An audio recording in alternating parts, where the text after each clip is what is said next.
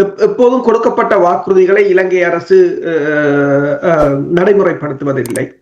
தனக்குரிய காலத்தை வாங்குவதற்காக அல்லது தன்னை பலப்படுத்துவதற்காக அல்லது தங்களது சொந்த மக்களிட பிரச்சனையை தீர்ப்பதற்காக எங்களை ஒரு பகடக்காயாக பயன்படுத்தி வருகின்றது. இப்போதும் இலங்கை அரசுக்கு இருக்கின்ற பொருளாதார நெருக்கடி. அப்ப அதற்காக புலம்பெயர் தேசத்திலேயோ வெளிநாடுகளிலேயோ தமிழர்கள், அதாவது இலங்கை எல்லோரும் ஒரே இலங்கையர்கள் என்று கூறுகிறார்கள்.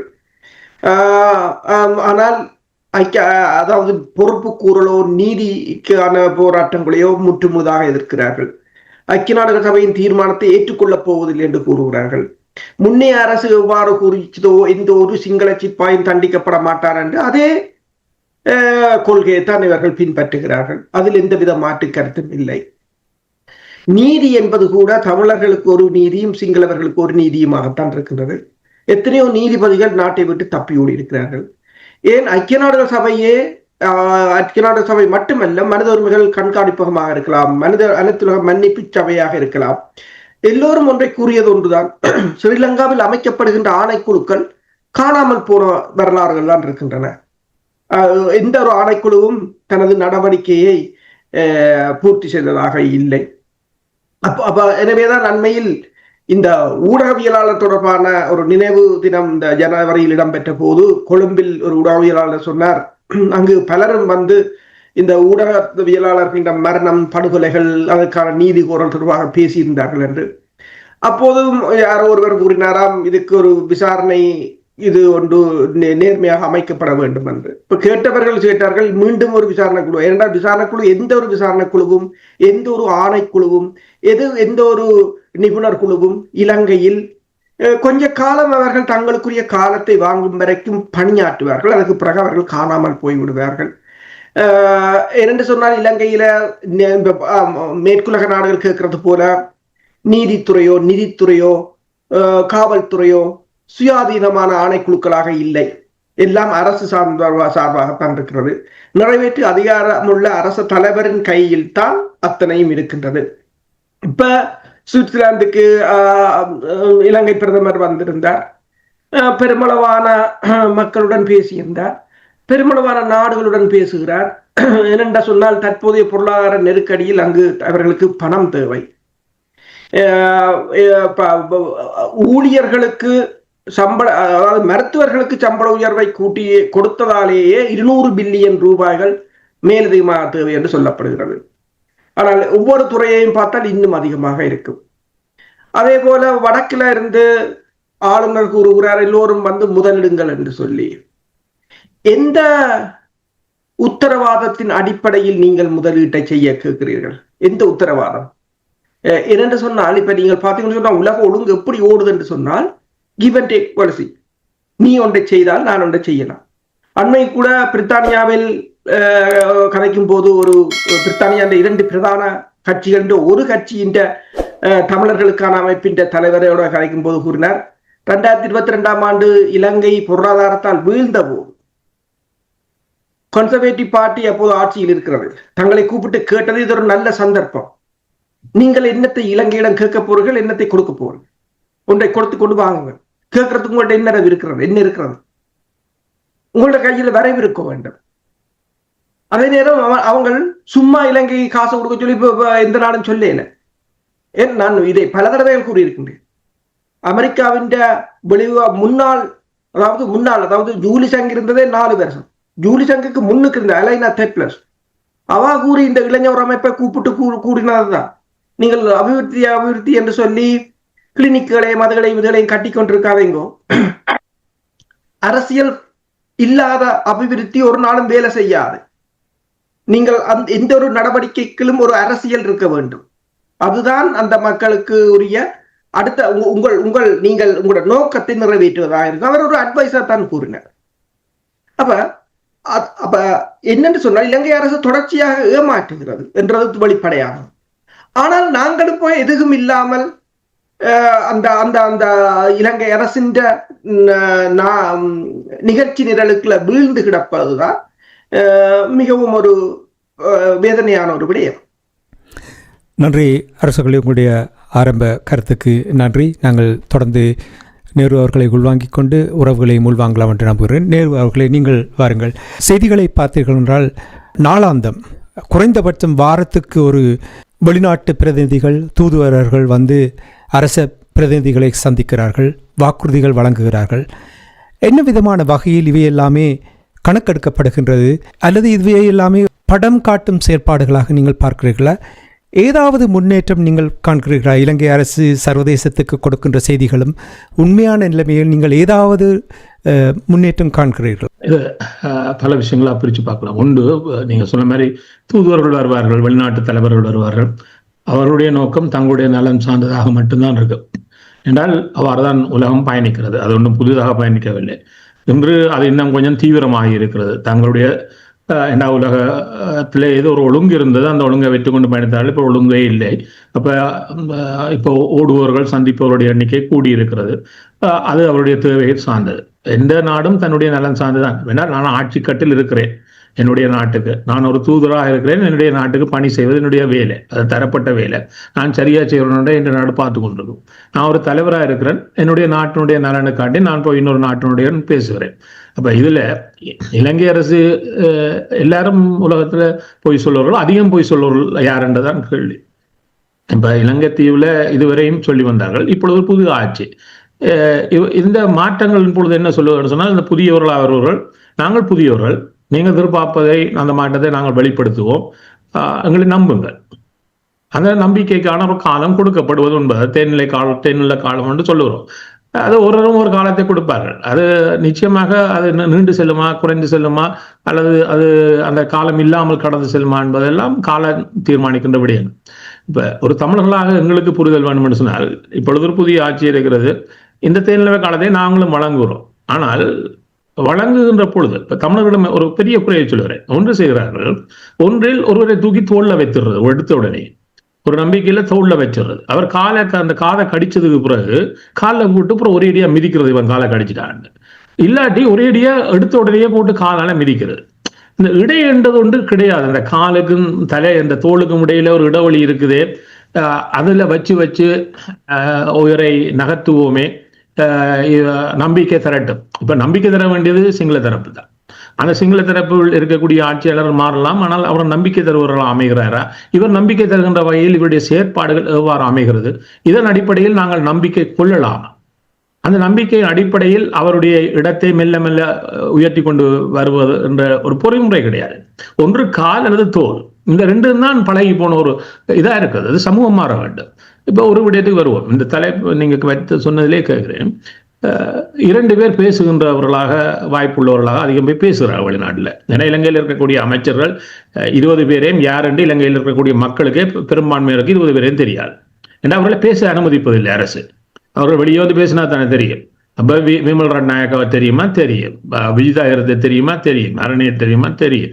ஏன்னா இவர்களை லால் கந்தவை தெரியுமா? தெரியும். ஏன்னா இவர்களை அடக்கி வைத்திருக்க முடியாது. இவர்கள் கட்சியிலே பெரியவர்கள், இவர்களை யாரும் அடக்க முடியாது. அவர்களை பேசுகிறாங்க. அது கீழே இருக்கிறவர்களுக்கு தானே, அவர்களை பேசவே விடுவதில்லை. அதெல்லாம் தெரியாது.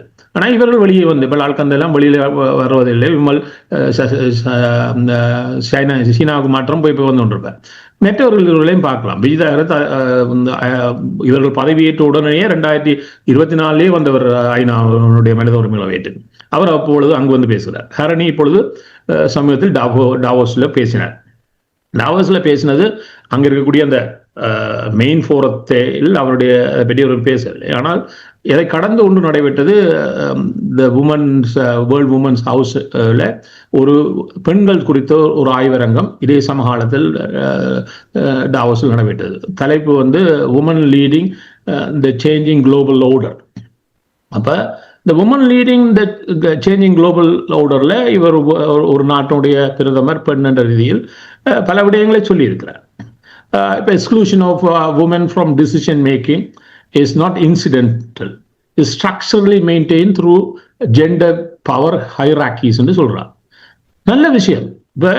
அரணை பேசின ஒன்றுலையும் எனக்கு எந்தவித ஒரு குறைபாடும் கிடையாது பேசிய உள்ளடக்கத்துல. ஆனால் இது உலகத்துக்கு கதை சொல்லுகின்ற இந்த கதையை இப்ப இது எங்களுக்கும் சொல்லல, தமிழர்களுக்கும் சொல்லல, உலகத்துக்கு கதை சொன்ன விஷயம். இப்ப உலகத்துக்கு கதை சொன்ன அரணியால் இதே விடயத்தை இலங்கை தீவில் சரியாக கையாளப்படுகிறதா என்பதை உறுதிப்படுத்த முடியுமா என்று வைத்துக் கொண்டார். அதாவது உமன் இன் இதுல ஒரு முக்கியமான விடயம் women in politics as well. இப்ப சொல்றா often excluded from decision making, attack on the women in leadership, particularly in politics. இதெல்லாம் அவருடைய பேச்சில் இருந்து எடுத்த இதை சொல்லுறேன். இப்ப சரி, இலங்கை தீவுல உலகத்திலே முதலாவது பெண் பிரதமர், அதையும் சொன்னார் அங்க வச்சு. முதலாவது பெண் பிரதமரை இலங்கை தீவு தான்ன்றது நல்ல விஷயம். அதுக்கு பிறகு ஹரணி 3வது பிரதமர். ஏன்னா இடையில சந்திரிகா கொஞ்ச காலம் பிரதமராக இருந்தவர். 2 முறை ஒரு பெண்ணை ஜனாதிபதி 2 சொல்லி போட்டு அதுக்கு ஒரு கருத்து சொன்னார். அவர்கள் எல்லாம் பெரிய சமூகத்தில் இருந்து, அரசியல் பின்புலத்திலிருந்து வந்தவர்கள். ஆனால் நான் அப்படி இல்லை, நல்ல விஷயம். ஆனால் இப்படியெல்லாம் வந்தாலும் ஒத்துக்கொண்டார். 5% தான் இலங்கையுடைய பாராளுமன்றத்தில் பெண்கள் இதுவரை இருந்தார்கள். 13 பேர் தான் அதிகபட்சமாக இருந்தது. அது 5% சற்று அதிகம். ஆனால் இதில் ஒரு விடயத்தை மறந்து விட்டோம். இந்த 5% தான் பெண்கள் இருந்தார்கள். ஆனால் இலங்கையில் பெண்கள் சதவீதம் கூட. நான் சமயத்தில் சொன்னேன், 18 வயதுக்கு அதிகரித்த எண்ணிக்கையில் இருக்கக்கூடிய இலங்கையினுடைய சனத்தொகையில் 88 லட்சம் பெண்களும் 66 லட்சம் ஆண்களும் தான் இருக்கிறார்கள். அப்ப பெண்கள் எண்ணிக்கையில் அதிகமாக இருக்கிறார்கள். ஆனால் பாராளுமன்றத்தில் 5% இருக்கிறார்கள். அப்படி என்றால் அது இவ்வளவு தப்புன்றதை பேசிக்கணும். அதெல்லாம் பேச இல்லை. ஆனா உலகத்துக்கு பேசி போட்டு வர்றாங்க. இப்ப பாருங்க, இது எங்களை கடந்து, தமிழர்களையுமா கடந்து உலகத்துக்கே இந்த கதையை சொல்லிவிட்டு இதுல எங்க வருகிறன்னு சொன்னால், இவ்வாறு ஒரு பேச்சு நடைபெறுகிறது அல்லவா? உடனடியாக எங்கள் தரப்புக்கு ஒரு கேள்வி இருக்கிறது. நான் ஒரு அரசியல்வாதி என்று வைத்துக் கொள்வோம், எனக்கு ஒரு பொறுப்பு இருக்கிறது. உடனடியாக இந்த பேச்சு என்ன வரவேற்று நல்ல விஷயம், பெண்களுக்கு ஆனால் சமத்துவம் கொடுக்கப்படவில்லை என்கின்ற விடயத்தை பேசி போட்டு, ஆனால் இதை பேசக்கூடிய அவர்களே, இலங்கையில் என்ன விடயம் இருக்கிறது, ஏன் அந்த விடயத்தில் மாத்திரம் மௌனமாக இருக்கிறீர்கள்? இதையும் வெளிப்படையாக பேச வேண்டியதுதானே? அப்ப உங்களுடைய கட்சியில் அதை இறுதியாக அப்ப இந்த விடயங்களை பேசாமல் விடுவதனால் என்ன நடைபெறுகிறது சொன்னால், இந்த பேச்சு டாவோஸுடன் கலந்து போகிறது. அங்கு இருப்பவர்களுக்கு இவர் சொல்லிவிட்டு வந்ததில் இருக்கக்கூடிய இவர் நாடு சார்ந்த விடயங்கள் அங்க டாவோஸ்ல இதை கேட்டுக்கொண்டு வந்தவர்கள் கூட கைதட்டி இருப்பார். ஆனா அவர்களுக்கு தெரியாது இலங்கை தீவுல என்ன எல்லாமே இருக்கிறது. இவர் இங்கிருந்து வந்து பேசுகிறார். இவர் பேசுவதெல்லாம் இவருடைய நாட்டிலேயே மோசமா இருக்கு. இப்பொழுது சொன்னார், அதுக்கும் சொன்னார், நாங்கள் 5% இருந்ததை இப்பொழுது 10% ஆக்கியிருக்கோம். இப்பொழுது இலங்கையுடைய பாராளுமன்றத்தில் 20 பேர் தெரிவு செய்யப்பட்டவர்கள், இன்னும் மேலும் 2 பேர் நியமிக்கப்பட்டதனூடாக 22 ஆயிரம். இந்த 22 கூட 9.8% தான். அப்படி என்ன ஒரு கேள்வி வருகிறது. இந்த 9.8% என்றால் உங்களுடைய 189 பாராளுமன்ற உறுப்பினர்கள்ல ஏன் உங்களால் அவ்வளவு பெண்களை கொண்டு வர முடியல? பெண்களுக்கு தனி மாநாடு நடத்தியவர்கள் நீங்கள், தனியே நடத்தினவர்கள், எல்லா மாவட்டங்களிலும் தனி மாநாடு நடத்தியவர்கள் நீங்கள். அங்கு ஆண்களையே அனுமதிக்கவில்லை, பெண்களை மட்டுமச்சு. இவ்வளவு பெண்களை அழைத்து வந்தீர்களே, அவர்களுக்கு மேம்பாடு என்று சொன்னீர்களே, ஒரு உமன் எம்பவர்மெண்ட் என்று சொன்னீர்களே, என்ன எம்பவர்மெண்ட் செய்தீர்கள்? நீங்கள் உங்களுடைய ஆரம்பமே இந்த பாராளுமன்ற தேர்தல் தான் அமைகிறது. ஏன் அவர்களை வெற்றி பெறுகின்ற வகையில் அவர்களை நீங்கள் அதிகரித்த எண்ணிக்கையில் போட்டிக்களத்துக்கு கொண்டு வரவில்லை? ஏன் அதிகரிக்க முடியாமல் இருக்கிறது? என்ன காரணம்? அதுக்கான அதனை இவர்கள் ஒரு பெரிய தலைப்பில் வந்தவர்கள். மாற்றம் என்பதுதான் தலைப்பு. மாற்றம் எங்கிருந்து ஆரம்பிக்கிறது? மாற்றம் நீங்கள் இந்த பாராளுமன்றத்தில் இருந்து வெளிப்படுத்தி இருக்க வேண்டும். ஏன் வெளிப்படுத்தவில்லை? சரி, உங்களால் தெரிவு செய்யப்பட்டவர்கள் வரவில்லை என்று சொன்னால் உங்களுக்கு கிடைத்த தேசிய பட்டியலில் பெண்களையே போட்டிருக்கலாமே, அதிகரித்த பெண்களை போட்டிருக்கலாமே. ஏன் செய்யவில்லை? நீங்கள் 159 பேர், குறைந்தபட்சம் 25% என்ன நீங்கள் என்றதாலே உங்களுடைய 40 பாராளுமன்ற உறுப்பினர்கள் பெண்கள் இருந்திருக்க வேண்டுமே. அப்ப இந்த பெண்கள் எம்பவர்மெண்ட் என்று சொல்ற நீங்கள் இந்த 5%, இப்ப 9.8% சொல்றேன். தென்னாசிய வட்டகையில் மிக கடைசி நிலையில் இருக்கிறது இலங்கை. இந்தியாவில் கூட 13%, பாகிஸ்தான் பங்களாதேஷில் அதுக்கு மேலே இருக்கிறது 20% ஒட்டி. உங்களை ஒரு போராட்டத்துக்கு வெளியில் வந்த நேபாளில் 33% இருப்பது. அப்ப நீங்கள் உலகத்தினுடைய பெண்கள் பாராளுமன்ற பிரதிநிதித்துவத்தில் அடி பாதாளத்தில் இருக்கிறீங்க. இருந்து கொண்டு பெண் எம்பவர்மெண்ட் எப்படி பேசுறீங்க? அப்ப ஹரடி இன்னொரு சொல்லுகிறார், அதாவது இதற்கு காரணமாக இருக்கிறது இந்த பியூரோக்ராட்டிக். அப்ப இந்த பியூரோக்ராட்டிக் எங்கிருந்து வருகிறது? அரசு மட்டத்தில் தானே வருகிறது. ஏன் அதால் உங்களால் முடியாமல் இருக்கிறது? இப்ப நான் இதை இன்னொன்றையும் சொன்னேன். இலங்கை ஒரு நாடு வளராது என்பதற்கு நான் பல அடிப்படை கூறுகளை சொல்லிக் கொண்டு வருகிறேன். இப்ப நம்மவர்கள் எழுந்தமானமாக எல்லாம் சரியென்று நினைத்து விடுகிறார். ஒன்றை தேடுங்கள், தேடி கண்டுபிடியுங்கள், தவறுகளை அடையாளம் கண்டுவிட்டு பேசுங்கள். அதுவும் இல்லை, படித்தவன் கூட அங்கிருந்து கொண்டு நீங்கள் என்ன உங்க இருந்து கொண்டு கதை சொல்றது, நாங்கள் இலங்கை தீவு வளர்ந்தா சந்தோஷம் தான். ஆனால் அது வளர்கிறதா என்று பாருங்கள் என்று கடன் சொல்கிறோம். இலங்கையினுடைய இந்த லேபர் ஃபோர்ஸ் இன்ஃபர்மேஷன் ஒவ்வொரு வருடமும் எல்லா நாடுகளும் வெளியிடுவது. இலங்கையினுடைய 24ஆம் ஆண்டு 25 இப்போது வரைவாது 24 வந்து விட்டது. நான் அதற்கு ஏற்கனவே சொன்னேன். இலங்கையில் இன்றும் கூட வேலை செய்கின்ற ஆண்களினுடைய எண்ணிக்கை 71% வேலை செய்து கொண்டிருக்கிறார்கள். பெண்களில் 29% தான் வேலை செய்து கொண்டிருக்கிறார்கள். இந்த இடைவெளி இப்பொழுது ஒரு மேற்கத்திய உலக நாடுகளுடைய வளர்ச்சிக்கு காரணமே ஆண் பெண்ணுடைய இந்த வேலை. இப்ப இலங்கையில வந்து 88 லட்சம் பெண்களை வைத்துக்கொண்டு 54% பெண்களை வைத்துக்கொண்டு 18 வயதுக்கு மேல அவர்களை நீங்கள் உங்களுடைய லேபர் போர்ஸுக்கு கொண்டுராமல் என்னென்று ஒரு நாட்டை வளர்த்தெடுப்பீர்கள்? நான் இலகுவாக கேட்கிறேன்.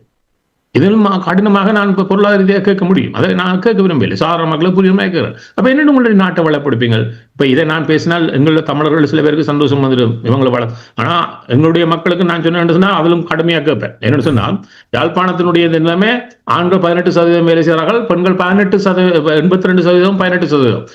இது இன்னும் சும்மா படித்தவர்கள் வாழுகின்ற யாழ்ப்பாணம் என்றெல்லாம் சொல்லுறோம். அப்படின்னா எங்கேயா போச்சுது? இப்ப நாங்களும் தானே பெண் உரிமையை இவர்களும் பார்க்க தூக்கி பேசினவர்கள், பெண்களுக்கான சமத்துவம் பேசினவர்கள். ஏன் எங்களால் முடியாமல் இருக்கின்ற ஒரு கேள்வி எங்களுக்கு இருக்கிறது. ஆனால் இப்பொழுது அரசு சம்பந்தம் பண்ண மட்டும் நின்று கொள்வது. அதனால் தான் ஒன்றை சொல்லுகிறேன் சொன்னால், இப்ப இந்த விடயத்தில் பாருங்கள், ஒரு இதில் அவர் கணக்கு பேசினார்.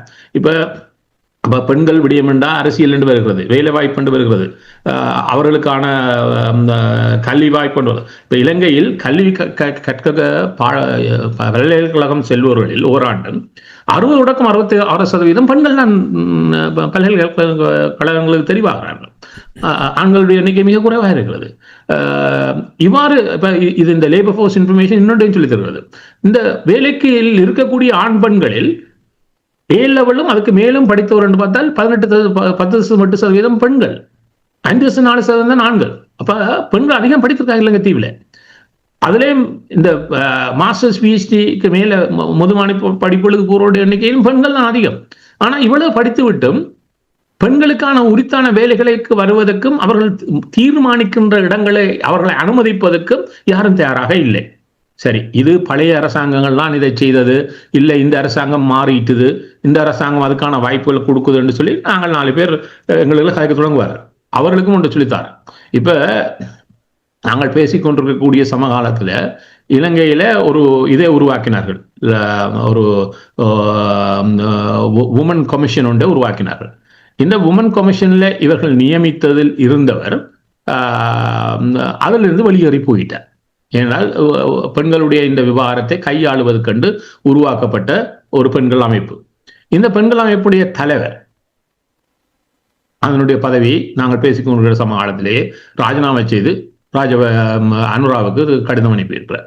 ஏன் அனுப்பினவர் என்று சொன்னால், இந்த பெண்கள் விவகாரத்துக்காக உருவாக்கப்பட்ட இந்த ஸ்பெஷல் கமிஷன் தனித்துவமாக இயங்கும், அது தனித்துவமான தீர்மானங்களை எடுக்கும், அதற்கான நிதியுதவி வழங்கப்படும், அது பெண்கள் விடயத்தில் அந்த முன்னேற்றகரமான செயற்பாடுகளுக்கு முன்னெடுக்கும் என்கின்ற அடிப்படையில் இது உருவாக்கப்படுகிறது. கடந்த ஆண்டு இதற்கான அறிவித்தலை ஹரணி பாராளுமன்றத்திலும் என்று வெளியிட்டார். இவ்வாறு உருவாக்கப்பட்டிருக்கின்ற அவ்வாறு இருக்கின்ற பொழுது ஏன் அதனுடைய தலைவர் என்று ராஜினாமா செய்தார் என்று சொன்னால், அதுக்கு காரணத்தை அவன் சொல்லுகிறார் என்று சொன்னால், தங்களுக்கு சொல்லப்பட்ட எதுவும் இவர்களுக்கு கடிதம் கொடுத்து ஒரு 3 மாதத்துக்கு அப்புறம் ஹரணி பாராளுமன்றத்தில் சொன்னார்.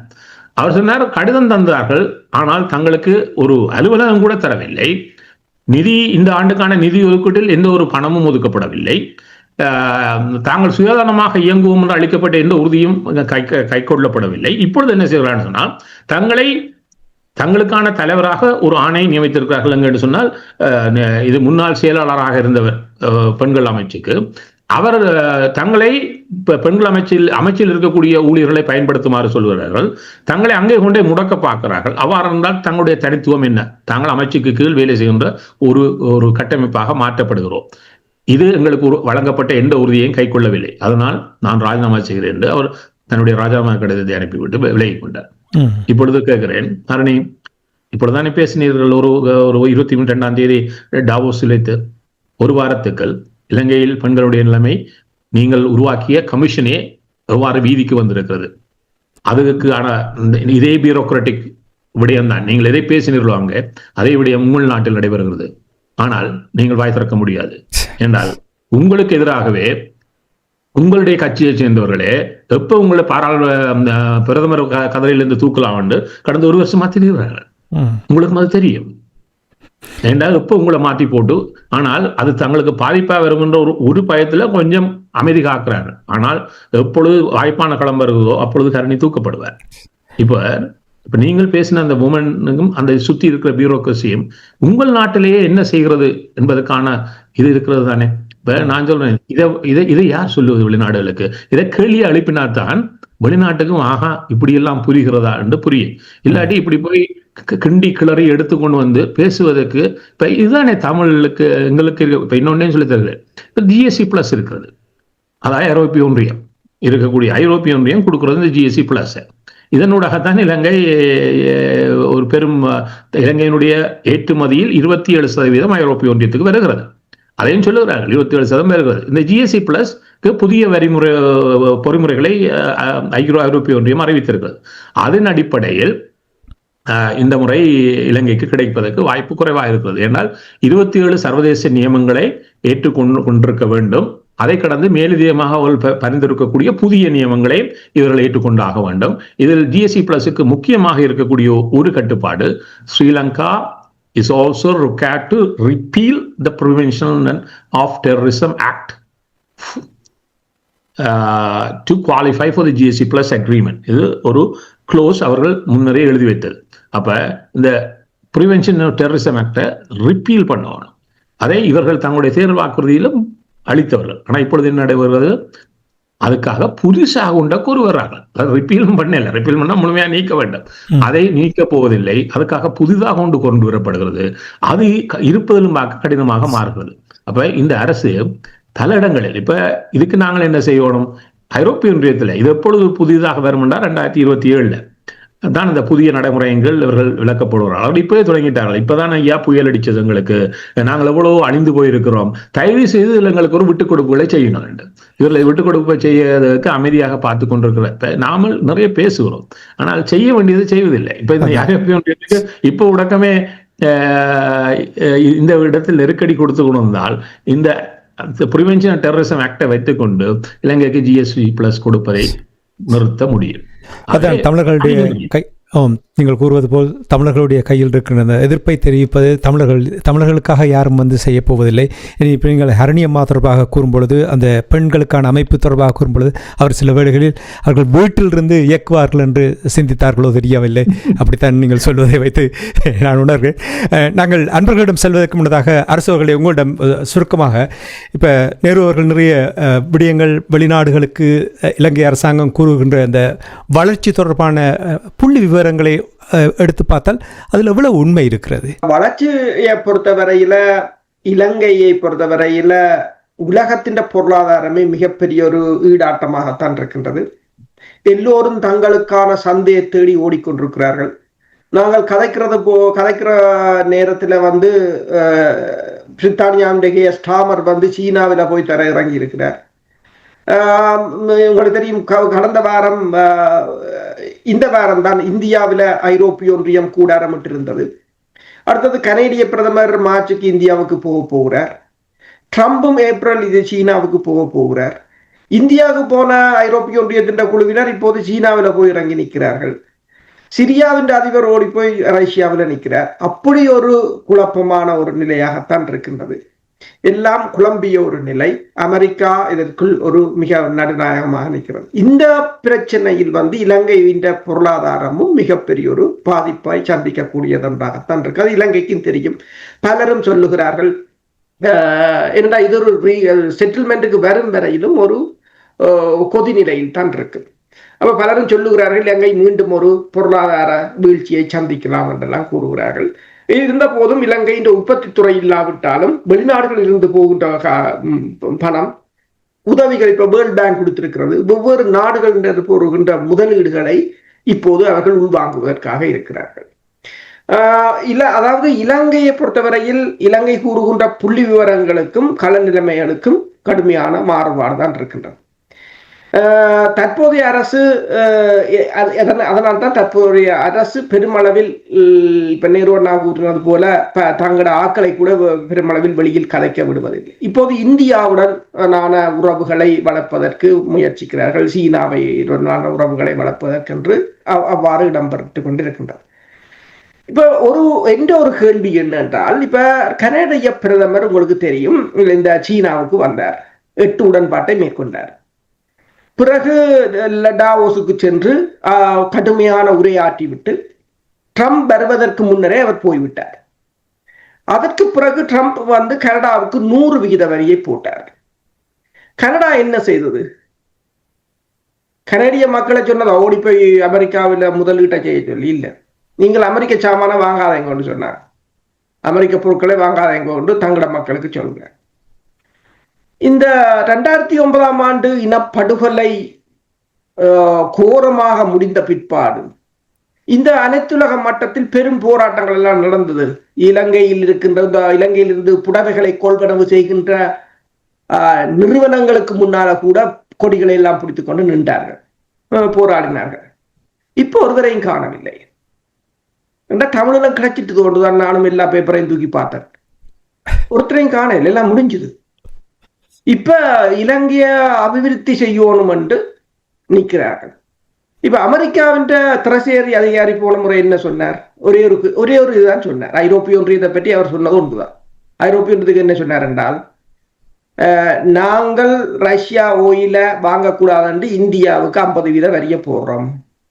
ஐரோப்பா ஓடிப்போய் அங்க ஒப்பந்தத்தை செய்யுது. ஒப்பந்தத்தை செய்து போட்டு ரஷ்யாவில இருந்து வர ஓயில் வந்து இந்தியாவுக்கு போய் இந்தியாவில இருந்து ஐரோப்பாவுக்கு வருது.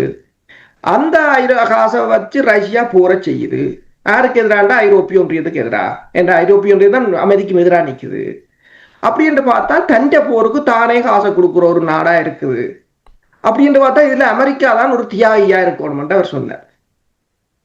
அவர் சொன்னது அது வேற இருக்குது. அது அப்படி எங்களுக்கு பொருந்தது. நாங்கள் எங்களை எதிரிய பலப்படுத்த தலையால தெரிகிறோம். எதிரிய பலப்படுத்தணும் என்றதுல இப்ப சீனா மீதான ஈரான் மீதான ஒரு முற்றுகை, வெனிசுலாவை அடித்து வீழ்த்துவதற்கு முதல் ஒரு முற்றுகை. ஏன் முற்றுகை? முதல் பொருளாதாரத்துல வீழ்த்துவாங்க. ஏன் சீனாவில ஈரான்ல கடந்த 2 வாரங்களுக்கு முன்னர் அந்த ஒரு மிகப்பெரிய மக்கள் போராட்டம் நடக்க என்ன செய்தது? யுஏஇக்களால ஈரான் காசை வெடுத்து போட்டு வாங்கி போட்டு அதை திடீரென்று வித்து விழுத்தி போட்டு பொருளாதாரத்தை வீழ்த்தி தான் கொண்டு வந்தோம். எங்கேயும் பொருளாதாரத்தில் தான் முதல் கை வைக்கிறாங்க. ஆனா நாங்கள் என்ன செய்கிறோம்? இலங்கையை கட்டணும், இலங்கையை ஒழுப்பணும், அவன் வந்துட்டான். இதுதான் அந்த நிலைமையாக இருக்கின்றது.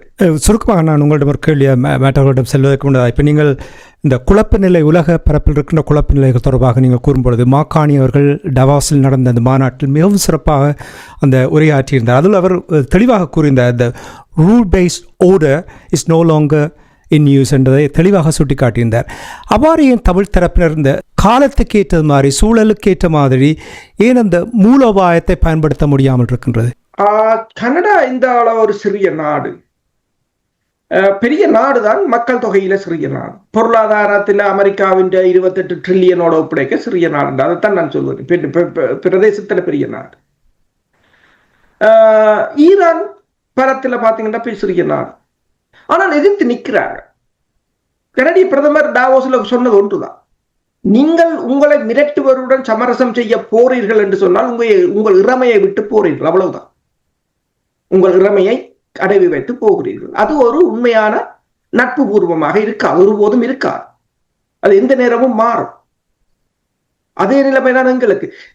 எங்கடையில பேரம் பேசின எங்கேயாவது இந்த 16 வருடத்துக்குள்ள டிமாண்டிங், இப்ப நான் சொன்னேன் கன்சர்வேட்டிவ் கட்சியின் அரசாங்கம் கூப்பிட்டு தமிழரை கேட்டது, இப்படி ஒரு சந்தர்ப்பம் இருக்கு, நீங்கள் ஒன்றை கொடுத்து அவன்கிட்ட வாங்கலாம் எங்கிட்ட டிமாண்ட் பண்றது.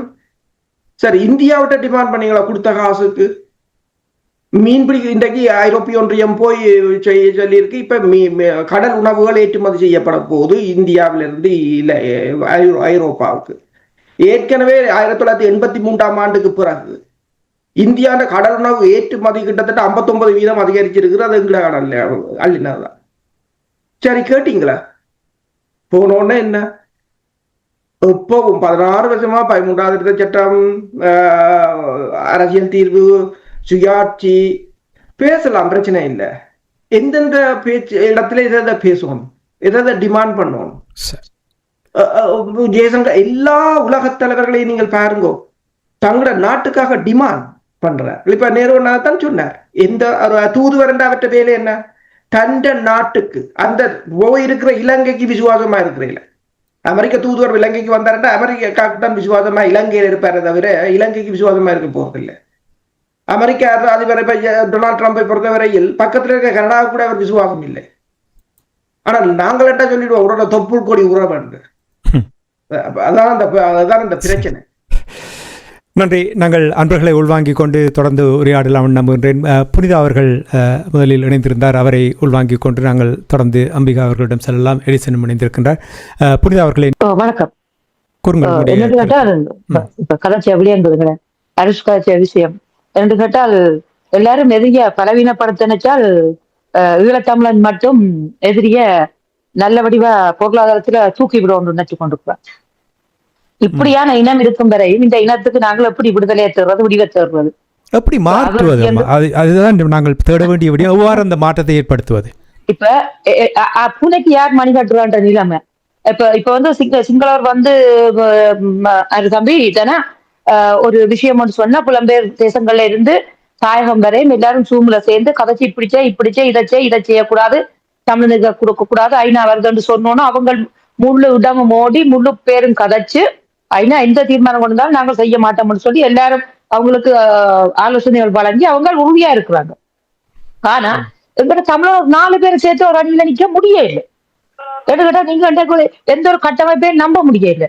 நீங்க ஒரு புதுசா ஒரு கட்டமைப்பை நாங்கள் ஒரு ஆரம்பிச்சு நாங்கள் எல்லாரும் இந்த இனத்துக்காக புலம்பெயர் தாயம் புலம்பெயர் தேசத்துல இருந்து எல்லாரையும் சேர்த்து நினைச்சு நடப்ப முடியும் நீங்கள் ஒன்றை தொடங்கினால் அடுத்த மாதம் அவர்கள் எங்க நிற்பாங்க, இலங்கை அரசாங்கத்தோட நிற்பார்கள். இப்படி இருக்கேக்க தமிழருக்கு எப்படி நாங்கள் ஒரு விடுதலையோ விடிவையோ தீர்வையோ நாங்கள் பெற்றுக்கொள்ள போறோம்? இன்றைக்கு அபிவிருத்தி முதலிடம் சொன்னால் அந்த அவிர்த்தி சேர்த்துக்கேற்ற நிலைமையில இருக்குது தமிழர் தாயகம். இன்றைக்கு சிங்கள அரசு தமிழர் தண்ட அரசாங்கத்தை கொண்டு நடத்துறதுக்கு புலம்பெயர் தமிழக சொத்துக்களை கொண்டு முதலீடு செய்யணும். அந்த முதலீடுக்கு என்ன உத்தரவாதம் இல்லை முதல் நாங்கள் கேட்க வேண்டும். என்ன உத்தரவாதம்? நாளைக்கு இது விடுதலை புலிகள் பணம் என்று சொல்லி முடக்கி கொண்டே முதலீடு செய்தவையே பெருந்தையோட அனுப்புவோம், இல்லாட்டி டபுள் சிட்டிசன் எடுத்தாக்குல பிஎஸ்டி என்ற அந்த சட்டத்தை கொண்டு வந்து உள்ள கள்ள மாட்டாங்க. என்ன உத்தரவாதம்? தமிழ் முழிச்சு கொள்ளணுமா இல்லையா? ஒரு எதிரிய படையிலப்படுத்தணுமா அல்லடி அவனை நாங்கள் வலுப்படுத்தணுமா? உண்மையில நீங்கள் சொன்ன மாதிரி அந்த பிஎஸ்டி என்ற அந்த பயங்கரவாத தடை சட்டம் ஒரு மாற்று வடிவத்துல வரப்போற சட்டம், அதுக்கு நீங்கள் எதிராக நீங்க எல்லாரும் அந்த வரிச்சலுகையை கொடுக்க கூடாதுன்னு சொல்லி ஐரோப்பிய ஒன்று இதுக்கு எல்லாரும் கடிதம் எழுதலாம், எல்லாரும் நீங்க முறைப்பாடு செய்யலாம், நீங்க குரல் கொடுக்கலாம். ஆனா நீங்க அதை செய்யறீங்களோ இல்ல. அனுரா வந்துட்டு காலால நடந்தார், தலையால நடந்தார், கையால அரிசி அள்ளி போட்டார், கோயில பொங்கினார் என்று சொல்லி இந்த தலை முழுக்க தலை வச்ச பாட்டையும் கொண்டே போட்டு அனுராக்கும் அங்கிட்ட தலைவர்கள் பாட்டுக்கும் தலைவருக்கும் என்ன சம்பந்தம்? நாடு முழுக்க கையொப்ப போராட்டம் நடைபெற்றது தானே. பயங்கரவாத தடை சட்டத்தை நீக்க வேண்டும் என்று தமிழரசு கட்சி எடுத்த பெரிய ஒரு முயற்சியை நீங்கள் அதை பாராட்டவில்லையா? அது எங்க போயிட்டு எங்க முடிச்சோன்னு எதுவுமே தெரிய இல்லையே. அது அந்த கையொப்பு போராட்டத்தில் முதலாவது கையொப்பம் வைத்தவர் ரணில் விக்ரமசிங்க அவர்கள். சரி, நீங்கள் சுருக்கமாக கேள்வி இருந்தால் இருவரிடம் நீங்கள் கேட்கலாம், இல்லை என்றால் இந்த சர்வதேசத்தினுடைய இவர்கள் கூறுகின்ற செய்தி தொடர்பாக ஏதாவது கருத்து இருந்தால் சுருக்கமாக கூறுங்கள். நான் சொல்லிட்டு அது சொல்லட்டும். என்றால் இது என்னுடைய ஆதங்கம் தம்பி. நான் புனைக்கவர் மணி கட்டுறது தமிழன ஒருங்கிடச்சு இந்த இனத்துக்காக நாங்கள் என்ன செய்ய போறோம், எப்படி செயல்பட போறோம், எனக்கு இருக்க பெரிய ஆதங்கம். நான் நினைக்கிறேன் என்ன கேட்டால் தம்பி, களமும் புலமுமா சேர்ந்து எல்லா புத்திஜீவிகளையும் முடிஞ்சால் எல்லாரையும் புலம்பெயர் தேசத்தில் இருக்கிற எல்லாரையும் சேர்த்து ஒன்றுணர்ச்சி அங்க இருக்க கட்சிகளாச்சும் எல்லாரையும் ஒன்று இணைக்க முடியுமான்னு நினைச்சு ஒருக்கா கதைக்க முடியுமான்னு நான் நீங்க ஒருக்கா முயற்சி செய்யுங்க. சரி, நன்றி புனிதா அவர்களே, உங்களுடைய கருத்துக்கு நன்றி. உங்களுடைய ஆதங்கம் வாரந்தோறும் இணைந்து உங்களுடைய ஆதங்களை எங்களை வெளிப்படுத்தீர்கள். அம்பிகா அம்மா இணைந்திருக்கிறீர்கள், அம்பிகா வாசுதேவன் இணைந்திருக்கிறீர்கள். வாங்கோ, நீங்கள் நிச்சயமாக அரசு அவர்களும் நேரு அவர்களும் கூறிய விடயங்களை கேட்டிருப்பீர்கள். இலங்கை அரசின் சர்வதேசத்துக்கான செய்திகளும் உண்மை நிலைகளும் என்ற விடயத்தை இங்கே பேசிக் கொண்டிருக்கின்றோம். நீங்கள் உங்களுடைய கருத்தை சுருக்கமாக கூறிக்கொண்டு கேள்வி ஏதாவது இருந்தால் தொடக்கலாம். வாங்கம்மா. வணக்கம். நேரு அவர்கள் குறிப்பிட்ட ஒரு விடயம், அதாவது கருணியினுடைய ஸ்பீச், மற்றது எங்களுடைய பயங்கரவாத தடை சட்டம், ஆரம்பத்தில் இருந்த பயங்கரவாத தடை சட்டம் பின்னர் தேசிய பாதுகாப்பு சட்டமாக வந்திருக்கிறது. அதற்கிடையில ஆன்டி டெரரிசம் அப்படி என்றெல்லாம் இடையில வந்து சென்றது.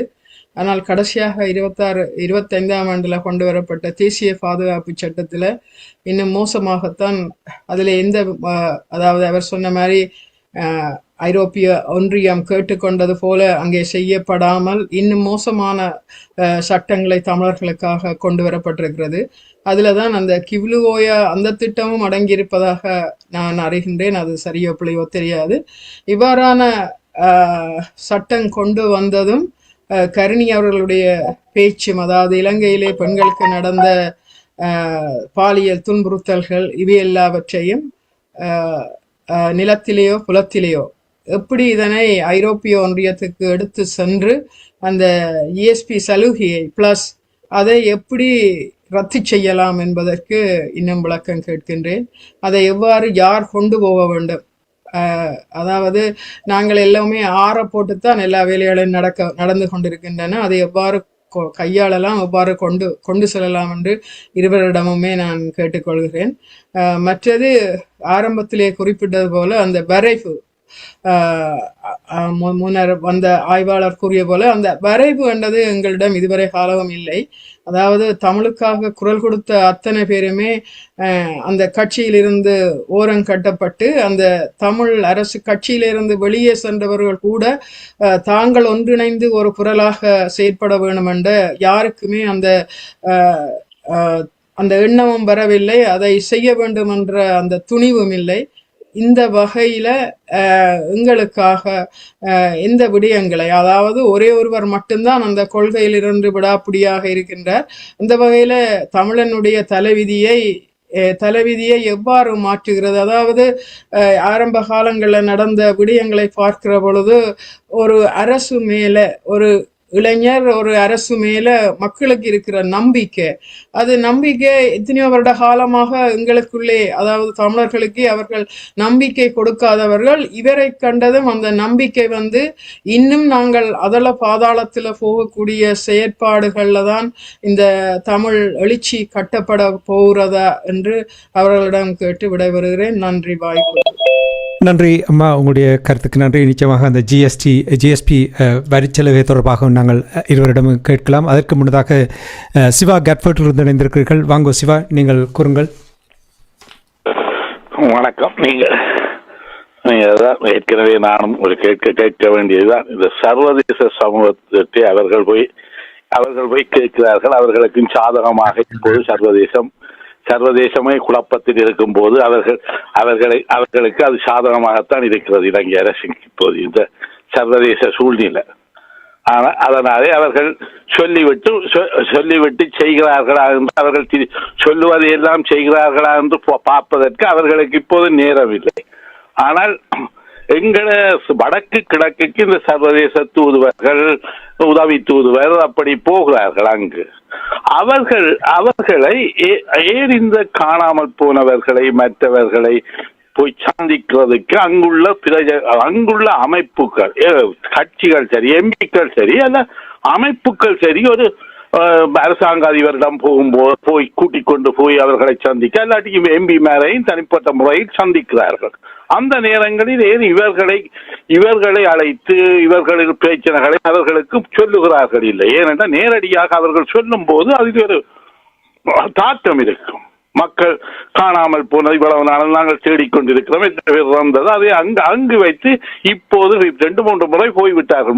2-3 முறை பலர் போய்விட்டார்கள் இப்போது சந்தித்திருக்கு. ஆனால் இவர்களை சந்திப்பதற்கு அந்த கதைத்தவர்கள் வெறும் முயற்சி எடுக்கவில்லை. அதையும் குறிக்கொண்டு மற்றது இப்ப நாங்கள் இதை சொல்லுகின்ற போது இந்த புலம்பெயர்ந்த எங்களிடம் இருக்கிறது இந்த அரசாங்கத்தை சிலவற்றை வைக்கக்கூடிய சூழ்நிலை இருக்கிறது. ஆனா நாங்கள் அதை பயன்படுத்தாம இப்ப இந்த சுற்றுலா பயணம் போறதுல அது வெளியே தெரிகிறதோ இல்லையோ எங்களுக்கு தெரிகிறது. நாங்கள் தான் இதில் கூடிய வைவாகத்தை சுற்றுலா என்ற இதுக்குள்ள வருகிறோம். அப்ப தேவையற்ற இந்த பயணங்களை ஒருமுறை நாங்கள் போய்விட்டு மிகுதியை எங்கள் இனத்துக்காகவும் மக்களுக்காகவும் செய்ய வேண்டும் என்ற ஒரு விழிப்புணர்வை இங்குள்ள மக்களுக்கு நாங்கள் இந்த ஊடகங்கள் ரீதியாகவும் இது ஒரு தெளிவாக இது அவர்கள் தங்களுடைய அலுவலுக்கு போறார்கள் எங்கள் மக்களுக்கும் செய்கிறார்கள் என்றால் எங்கள மக்களுக்கு கிடைக்கிற நன்மையை விட ஆட்சியாளர்களுக்கு இதனால் அதிக நன்மை கிடைக்கிறது.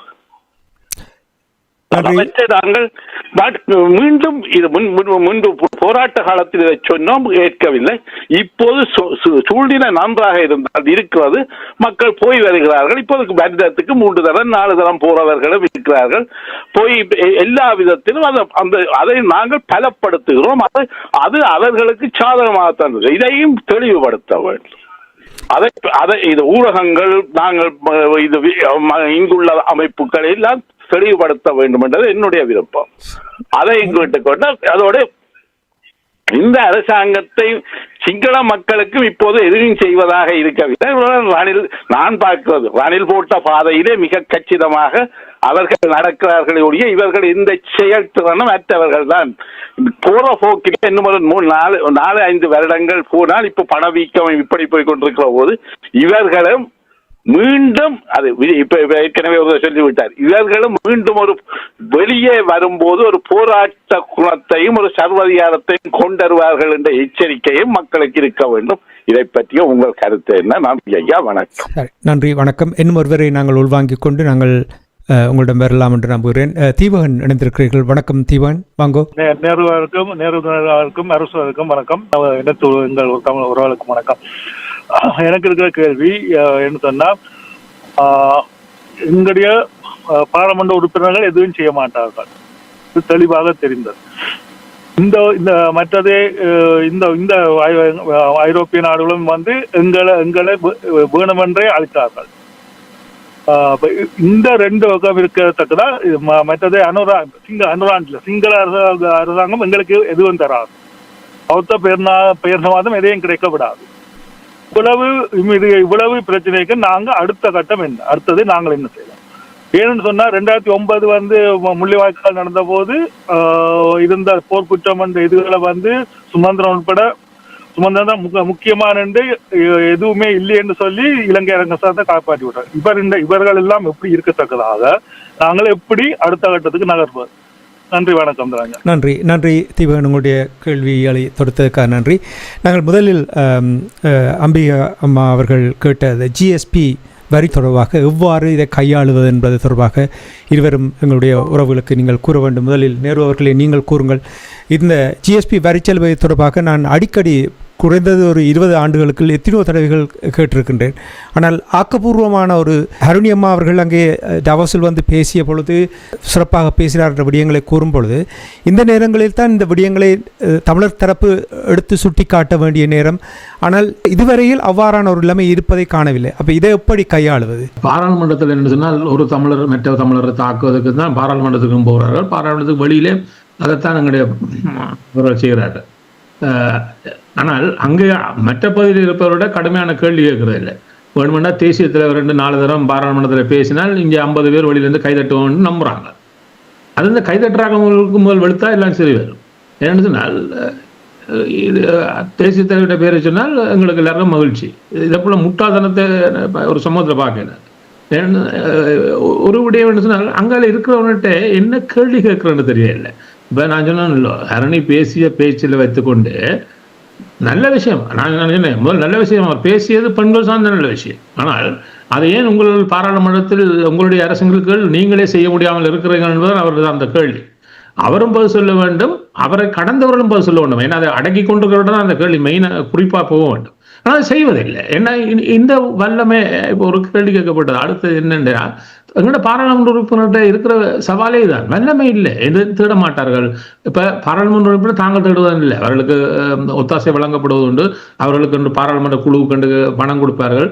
அப்ப அவர்கள் அதுக்கான ஆக்களை வைத்து தங்களுக்கான ஒரு இந்த தேடுதலை செய்து இப்போ இந்த மேற்கத்திய உலகத்தில் பாராளுமன்ற குழுக்களுக்கு இதில் இருக்கிறவருக்கு ரிசர்ச் கண்டு வைத்திருப்பார்கள். அவர்கள் எல்லாம் தேடி எடுத்து இதுக்கான பதில் எல்லாம் கொண்டு வந்து இவர்கிட்ட கொடுப்பார்கள்.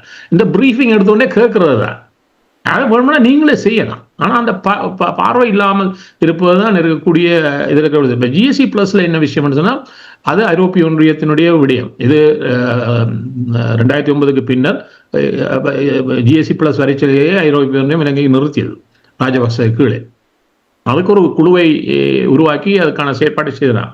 அதை சொல்லி தருகிறேன். என்னன்னு சொன்னால், அது எவ்வாறுன்னு சொன்னால், இப்போ நீங்கள் ஐரோப்பிய ஒன்றியத்தில் எழுதுங்கள், உங்களுக்கு பதில் வராது, அவர்கள் பதில் தர முடியாது. என்ன ஒரு நாளைக்கு 50,000 இது வரும் ஐரோப்பிய ஒன்றியத்தின் அலுவலகத்துக்கு, 50,000 பேருக்கும் பதில் சொல்றதுக்கு அவரால் முடியாது. அப்போ ஒரு ஃபில்டரிங் மெக்கானிசம் இருக்குது. பாப்பார்கள் இதில் எத்தனை பேர் திருப்பி எழுதுறான், அவனுக்கு முக்கியத்துவம் இருந்தால் எழுதுவான். இப்போ 2ஆம் தரம் எழுதுங்கள், இப்போ 50,000 ஒரு 20,000 குறையும், அல்லது 10,000 குறையும், அதுக்கும் பதில் போட மாட்டார்கள். பிறகு தேர்ட் ஃபில்டரிங் வரும். அந்த தேர்ட் ஃபில்டரிங்ல இந்த 10,000 திடீர்னு ஒரு 1000 வந்து நிற்கும். ஏன்னா அவ்வளவு தூரத்துக்கு பொருதி இருக்கா எழுத வேண்டும். இப்போ 1000க்கும் பதில் போடுவவர்கள் போட மாட்டாங்க. அப்படி என்ன சொன்னா, சில நேரம் அது ஒரு 4வது 5வதுல திடீர்னு ஒரு பதில் வரும். அந்த ஃபில்டரிங் மெக்கானிசம் அதை கொடுக்கும் அவர்களுக்கு, இவன் தொடர்ந்து வெளியே கொண்டு காண்டு அப்போதான் எடுத்து பார்ப்பார்கள், அதுக்கு பதில் வரும். இவ்வாறு தான் அந்த முறை அதை நகர்த்தினோம். நாங்கள் இந்த ஆஸ்திரேலியாவிலேருந்து இங்கே வரையும் மிகவும் படித்தவர்களை ஒதுக்கி வைத்தால் எங்களுக்குள்ளேயே பேர் விட்டுட்டு போட்டார்கள். இப்போ நீங்கள் உங்களுக்கு வேறு வேலையில் நாங்கள் எழுதி கொண்டிருக்கோம். முதல் தடவையாக ஒருவருக்கு அந்த பதில் வந்தது 5வது முறை. அப்பொழுதுதான் விழித்து கொண்டு சிலர் மீண்டும் இணைந்து செய்தார்கள். தொடர்ச்சி எழுதணும். இதான் அந்த பொறிமுறைகள். இப்போ ஒரு ஸ்ட்ரக்சருக்கு ஒரு பொறிமுறை இருக்குது. நாங்கள் வெளியிலேருந்து கத்துறோம், எங்களுக்கு உள்ள என்ன நடக்குதுன்னு தெரியாது. ஆனால் தெரியாம கத்துறது தான் நாங்கள் அதிக நேரம் செய்கிறோம். இல்லாட்டி விட்டுட்டு ஓடிடுறோம், போங்கடா வந்துட்டு. அது வேலைக்காகாது.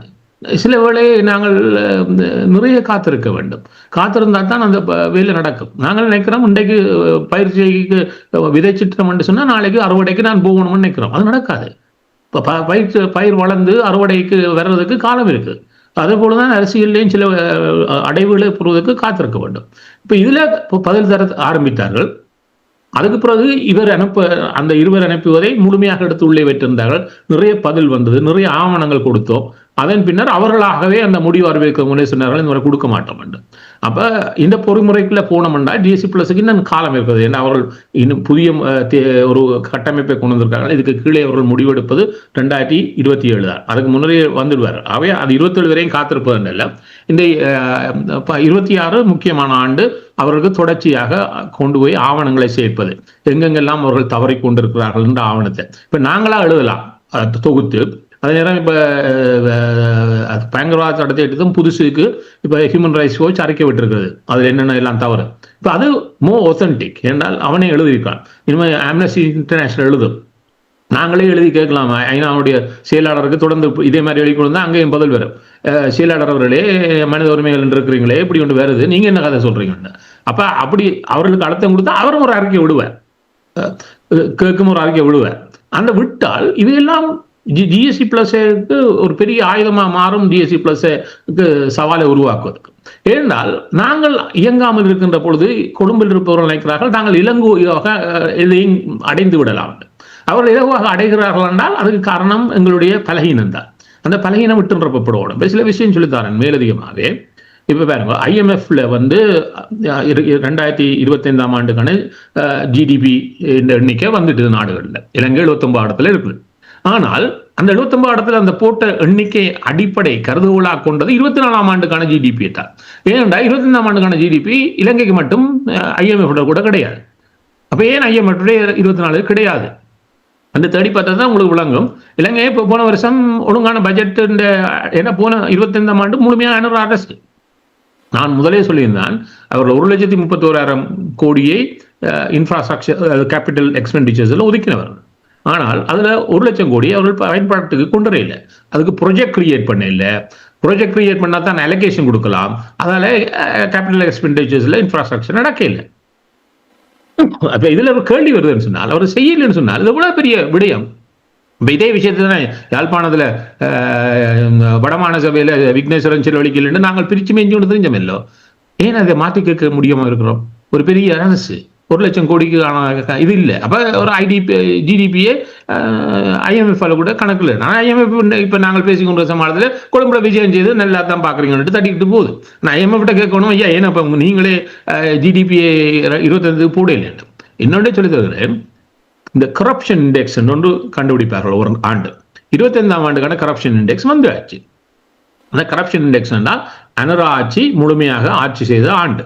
இந்த கரப்ஷன் இண்டெக்ஸ்ல போய் பார்த்தீங்கன்னு சொன்னால், நகைச்சுவை என்னன்னு சொன்னால், இலங்கையில இது இப்ப ஆசியா பசிபிக்லயே சொல்றேன், இப்ப இலங்கை எங்க இருக்குண்டு, அதாவது A கேட்டகரின்னு வைத்திருக்காங்க கரப்ஷன் இண்டெக்ஸ்ல, B வைத்திருக்காங்க, C வைத்திருக்காங்க, D.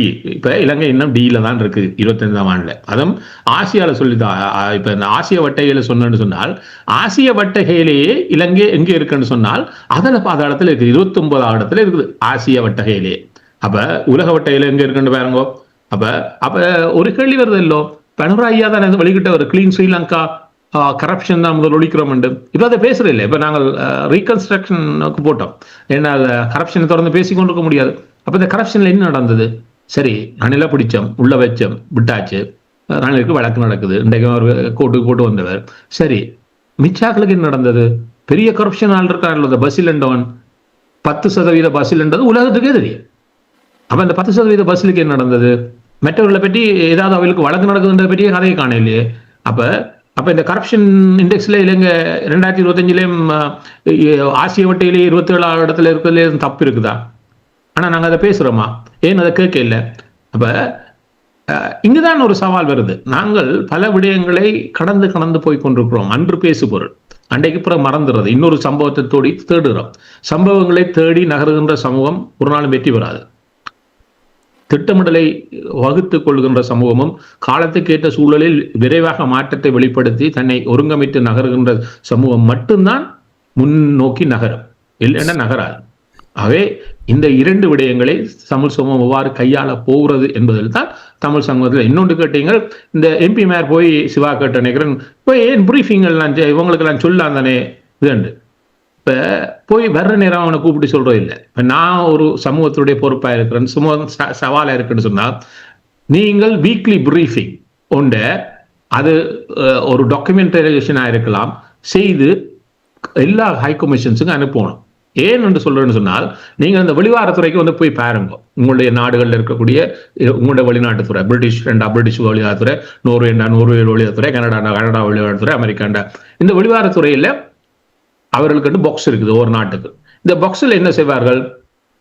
அந்த நாடுகள்ல இருந்து கொடுக்கப்படுற டாக்குமெண்டேஷன் நாங்கள் லோக்கலாயும் கொடுக்கலாம், கனடாவில் கொடுக்கலாம். அங்க ஒண்ணு அந்த பாக்ஸ்ல போட்டு வைப்பார்கள். அவர் நாங்க அனுப்பலாம் வாசிக்க மாட்டாங்க, அந்த பாக்ஸுக்குள்ள கிடக்கும்.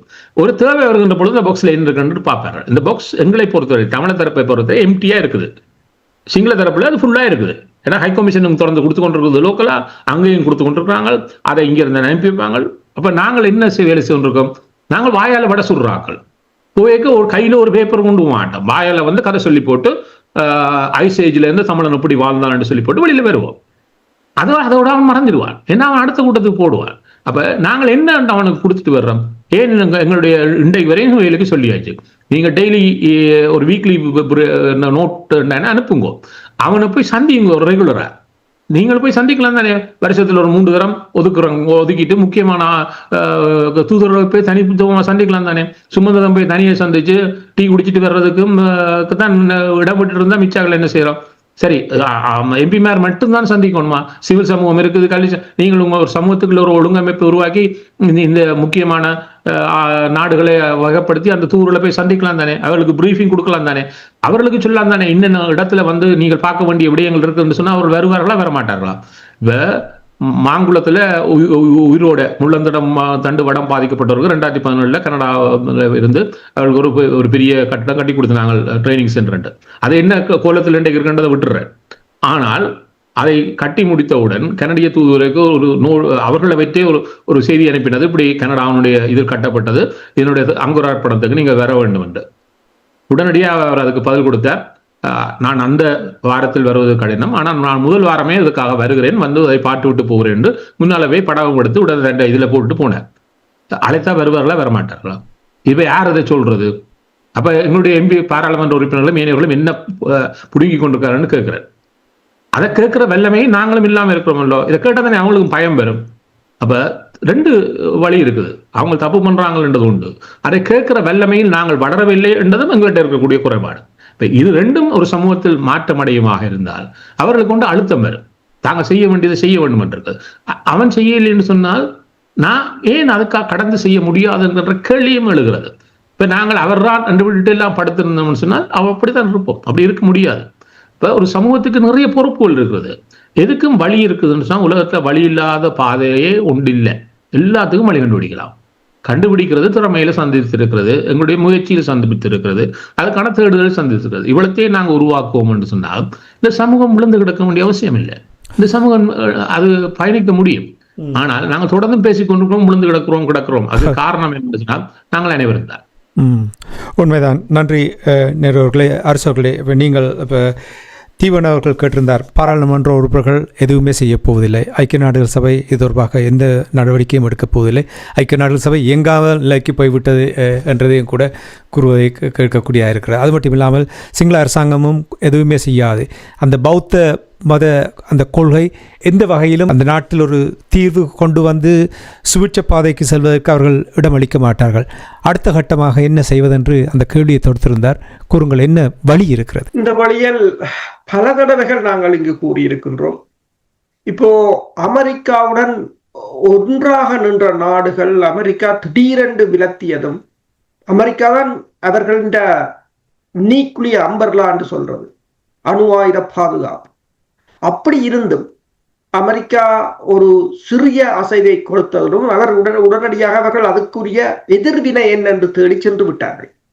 சீனாவில் இறங்குகிறார்கள், இந்தியாவில் இறங்குகிறார்கள், அமெரிக்கா ரஷ்யாவுடன் பேசுகிறது என்று. நான் இப்ப பர்மிங்ஹாம் யூனிவர்சிட்டியில் இருக்கிற அரசியல் அண்ட் பாதுகாப்பு துறைக்கான பேராசிரியர் ஒரு கட்டுரை ஒன்றை எழுதியிருந்தார் இந்த வாரம். அப்ப அவர் கூறியிருந்தார், ட்ரம்ப் அந்த காசா பீஸ் பிளானை பொறுத்தவரையில ஐநாவுக்கு பரவலாக ஒன்றை, அதாவது யூஎன்னும் பிரைவேட்டைசேஷனுக்கு போனது போல தான் ஒன்றை உருவாக்கி இருக்கிறார். அப்ப ஐநா இனிமேல் இயங்க முடியாது. அப்ப அவர் ஒன்றை கூறுகிறார், ஐநா ஏற்கனவே ஐநாவில் பல குற்றச்சாட்டுகள், பல போர்களை அவர்கள் தடுக்க முடியவில்லை. இருந்தாலும் போர்கள் முடிந்த இடங்களில் சில கட்டுமானங்களை செய்திருக்கிறார்கள். ஆனால் இப்போது அது முற்றாக உடைந்து விடக்கூடிய நிலை. இப்ப நாங்கள் என்ன செய்தோம்? ஐநா வரும் அண்டு, ஐநா கொண்டு வரும், தீர்வை கொண்டு வரும் என்றெல்லாம் கூவிக்கொண்டு திரிஞ்சு கொஞ்சம் ஒரு 16 வருஷம் இந்த உலகத்தை ஏமாத்தினவர்களை காணப்பட்டார். என்ன பொறுப்பு கூறல் யாருக்கும் இல்லை தானே, பொறுப்பு கூறல் யாருக்கும் இல்லை. இப்ப சிவா சொன்னதோ அல்லது அதுக்கு பிரகாஷ் சொன்னதோ தெரியாது, எல்லாரும் தான் எங்களை அழித்தவர்கள். எங்களை அழித்தவர்களிடமே போய் நீதியை கேட்டுக்கொண்டிருக்கிறது நாங்கள், ஒரே ஒரு நீதம் நாங்கள். இந்த தடவை இந்தியாவுடைய குடியரசு தினம், குடியரசு தினத்துக்கு கொழும்பில் வந்த கொழும்பில் இந்திய தூதர்கள் எல்லாரும் IPKF என்று இந்திய ராணுவம் தான் நாங்கள் சொல்றது, எங்களுக்கு IPKF நாங்கள் சொல்வதில்லை. அவர்கள் மரணம் அடைந்த அவர்களுக்கு நினைவஞ்சலிகளை செலுத்தி இருக்கிறார். ஆனால் நாங்கள் பல வரலாற்றை மறந்து வாழ்கிறோம். அதான் அந்த பிரச்சனை. யாருடன் நீங்கள் சண்டைக்கு போக தேவையில்லை. இன்றைக்கு ஸ்டாமர் போய் சீனாவுடன் கலைக்கிறார் என்று சொன்னார், தமிழர்களுக்கு என்ன பிரச்சனை? ட்ரம்ப் போய் பூட்டினுடன் கலைக்கிறார்கள் என்றால் உங்களுக்கு என்ன பிரச்சனை? நீங்கள் அமெரிக்காவை விட பலமானாக்கள் அல்லது பிரித்தானியாவை விட அபிவிருத்தி அடைஞ்சவர்களா? என்ன பிரச்சனை என்று சொன்னால் துணிச்சல் வேணும் ஒன்று. இப்ப அவர் சொன்னாரு, இப்ப காணாமல் போனோர் அந்த போராட்டத்தை பாருங்கள். அந்த போராட்டத்தில் வந்தவர்களை ஏன் இந்த தூதரங்களை கூட்டிக் கொண்டே கதைச்சால் என்ன என்றெல்லாம் கேட்டிருந்தார். உண்மைதான்.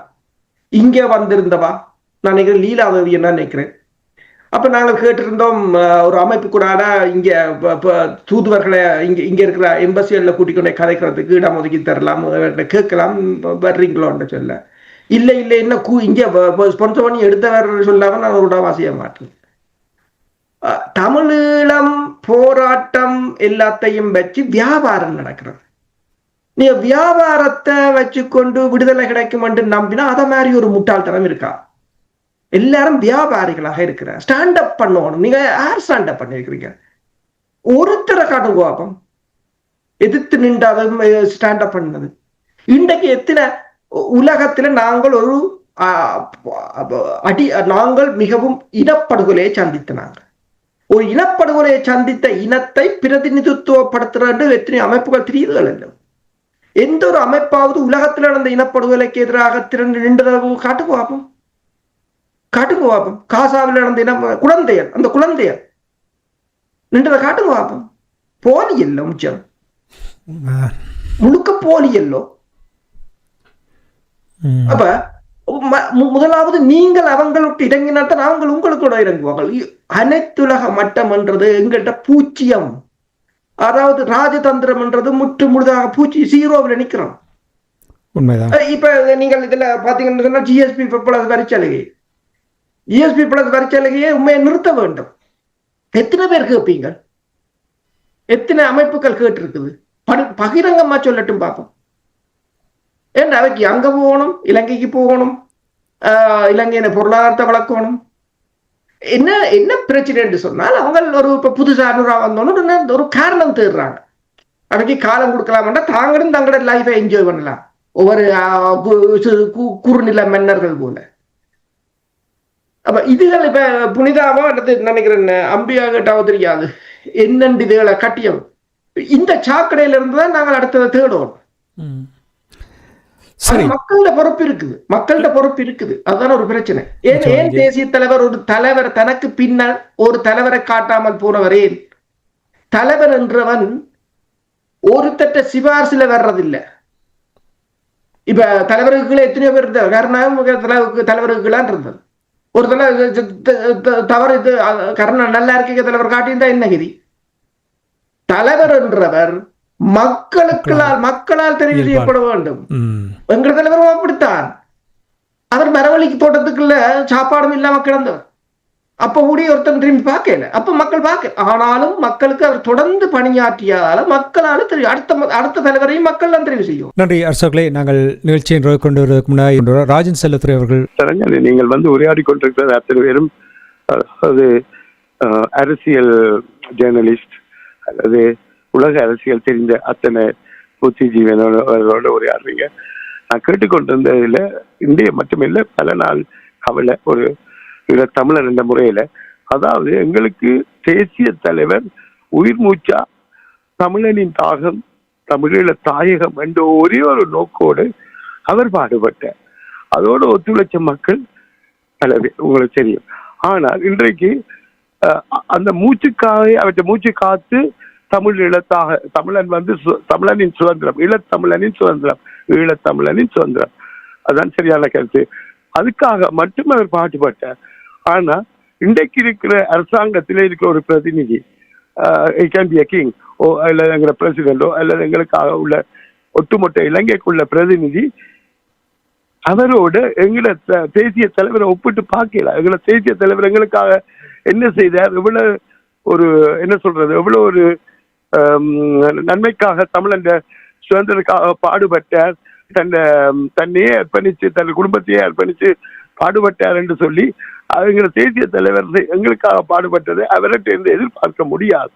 இன்றைக்கு ஒரு அரசின் இலங்கை அரசின் பிரதிநிதியா வந்தவர், அவர் எவ்வளவுக்கு எங்களுக்கு என்ன செய்யறாரோ இல்லையோ அவர் என்ன அதை வச்சுக்கொண்டு நாங்கள் அவரை ஜட்ஜ் பண்ண முடியாது. We can't judge him. ஆனா மக்கள், நான் இந்த கதைக்கிறதுக்கு காரணமே ஒட்டுமொத்த யாழ்ப்பாணத்திலேயோ அல்ல புலம்பெயர்ந்து வாழ்ற தமிழன் ஒரு குரலா தான் கேட்கிறேன். எந்த வானொலியை திறந்தானே, எந்த ஒரு இந்த மாதிரி டிபேட்டை திறந்தானே, மக்களை தான் பேசுறீங்க, பொதுமக்களை தான் சொல்றாங்க. சாரி மன்னிச்சுக்கொள்ளுங்க தான் ஞானி, பொதுமக்களை தான் குறை சொல்றாங்க. பொதுமக்கள் பாவப்பட்டவர். அப்ப எங்களுக்கு ஒரு தலைவன் இருக்க வீரமா எடுத்து தலைவன் வழியில் சென்றதுதான் எங்க ஈழத்தமிழன்.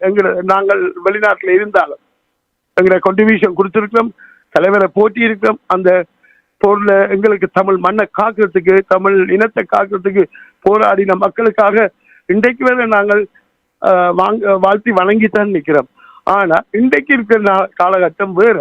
ஒரு அரசின் பிரதிநிதியா இருக்கிறவர் எங்களை தலைவரோட ஒப்பிடல. தலைவற்ற மூச்சு காத்து ஒரே ஒரு சிந்தனை, ஒரே ஒரு எண்ணம், தமிழனுக்காக மட்டும், தமிழ் இனத்துக்காக மட்டும்.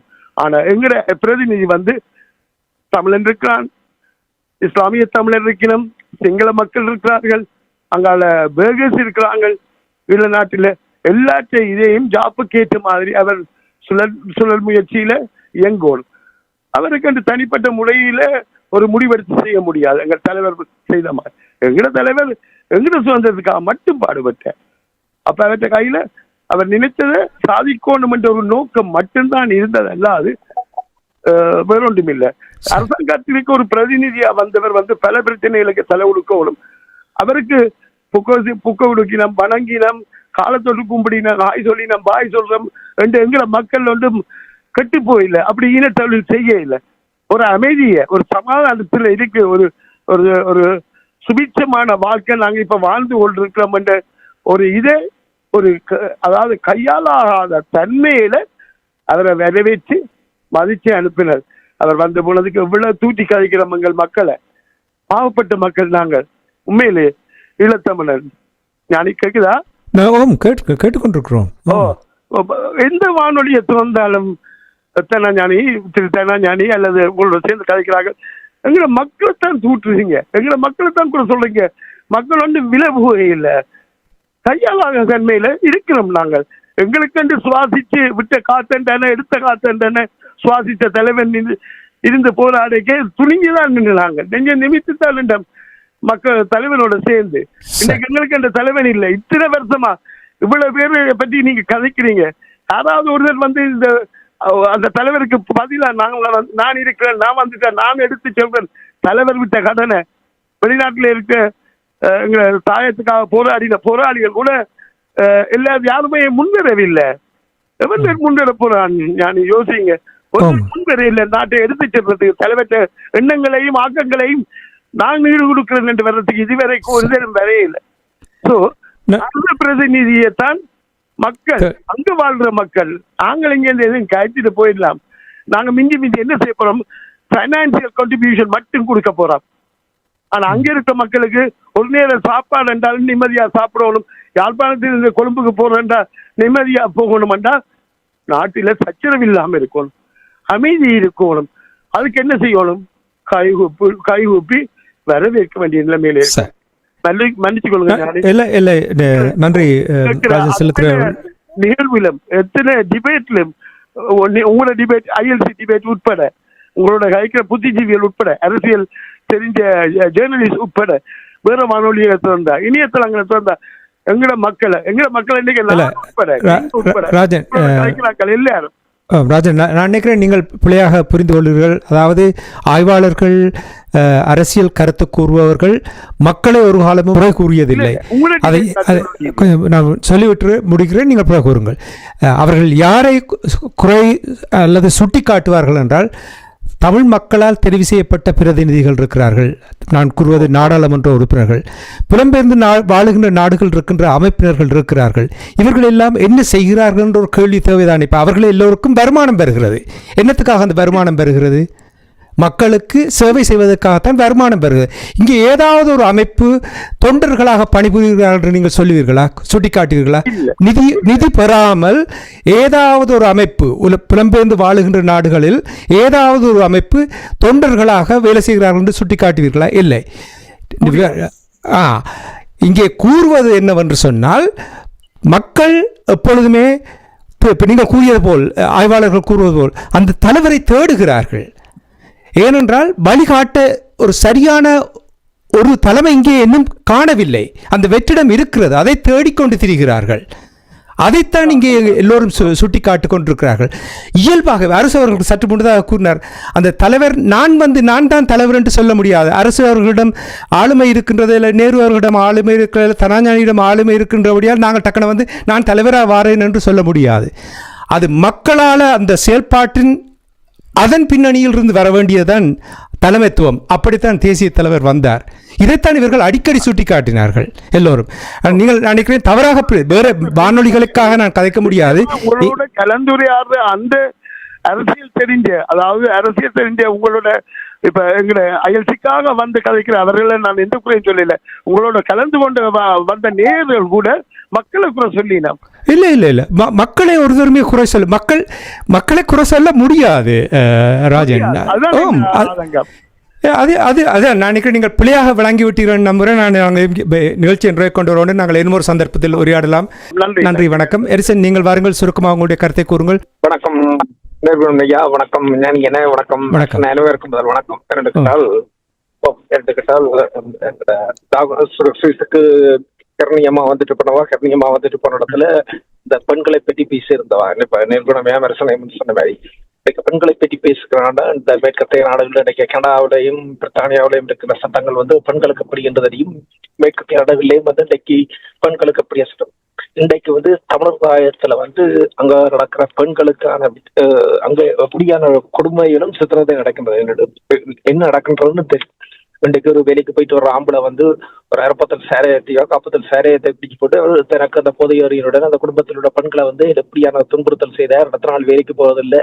அப்ப இதுகள் வந்து கர்ணியமாக தெரியாம இருக்கிறாங்க. இந்த தமிழ் சமூகத்துல என்ன குறைபாடுகள் இருக்குதோ அதே குறைபாடுகள் தான் இன்றைக்கு சிங்கள சமூகத்துல.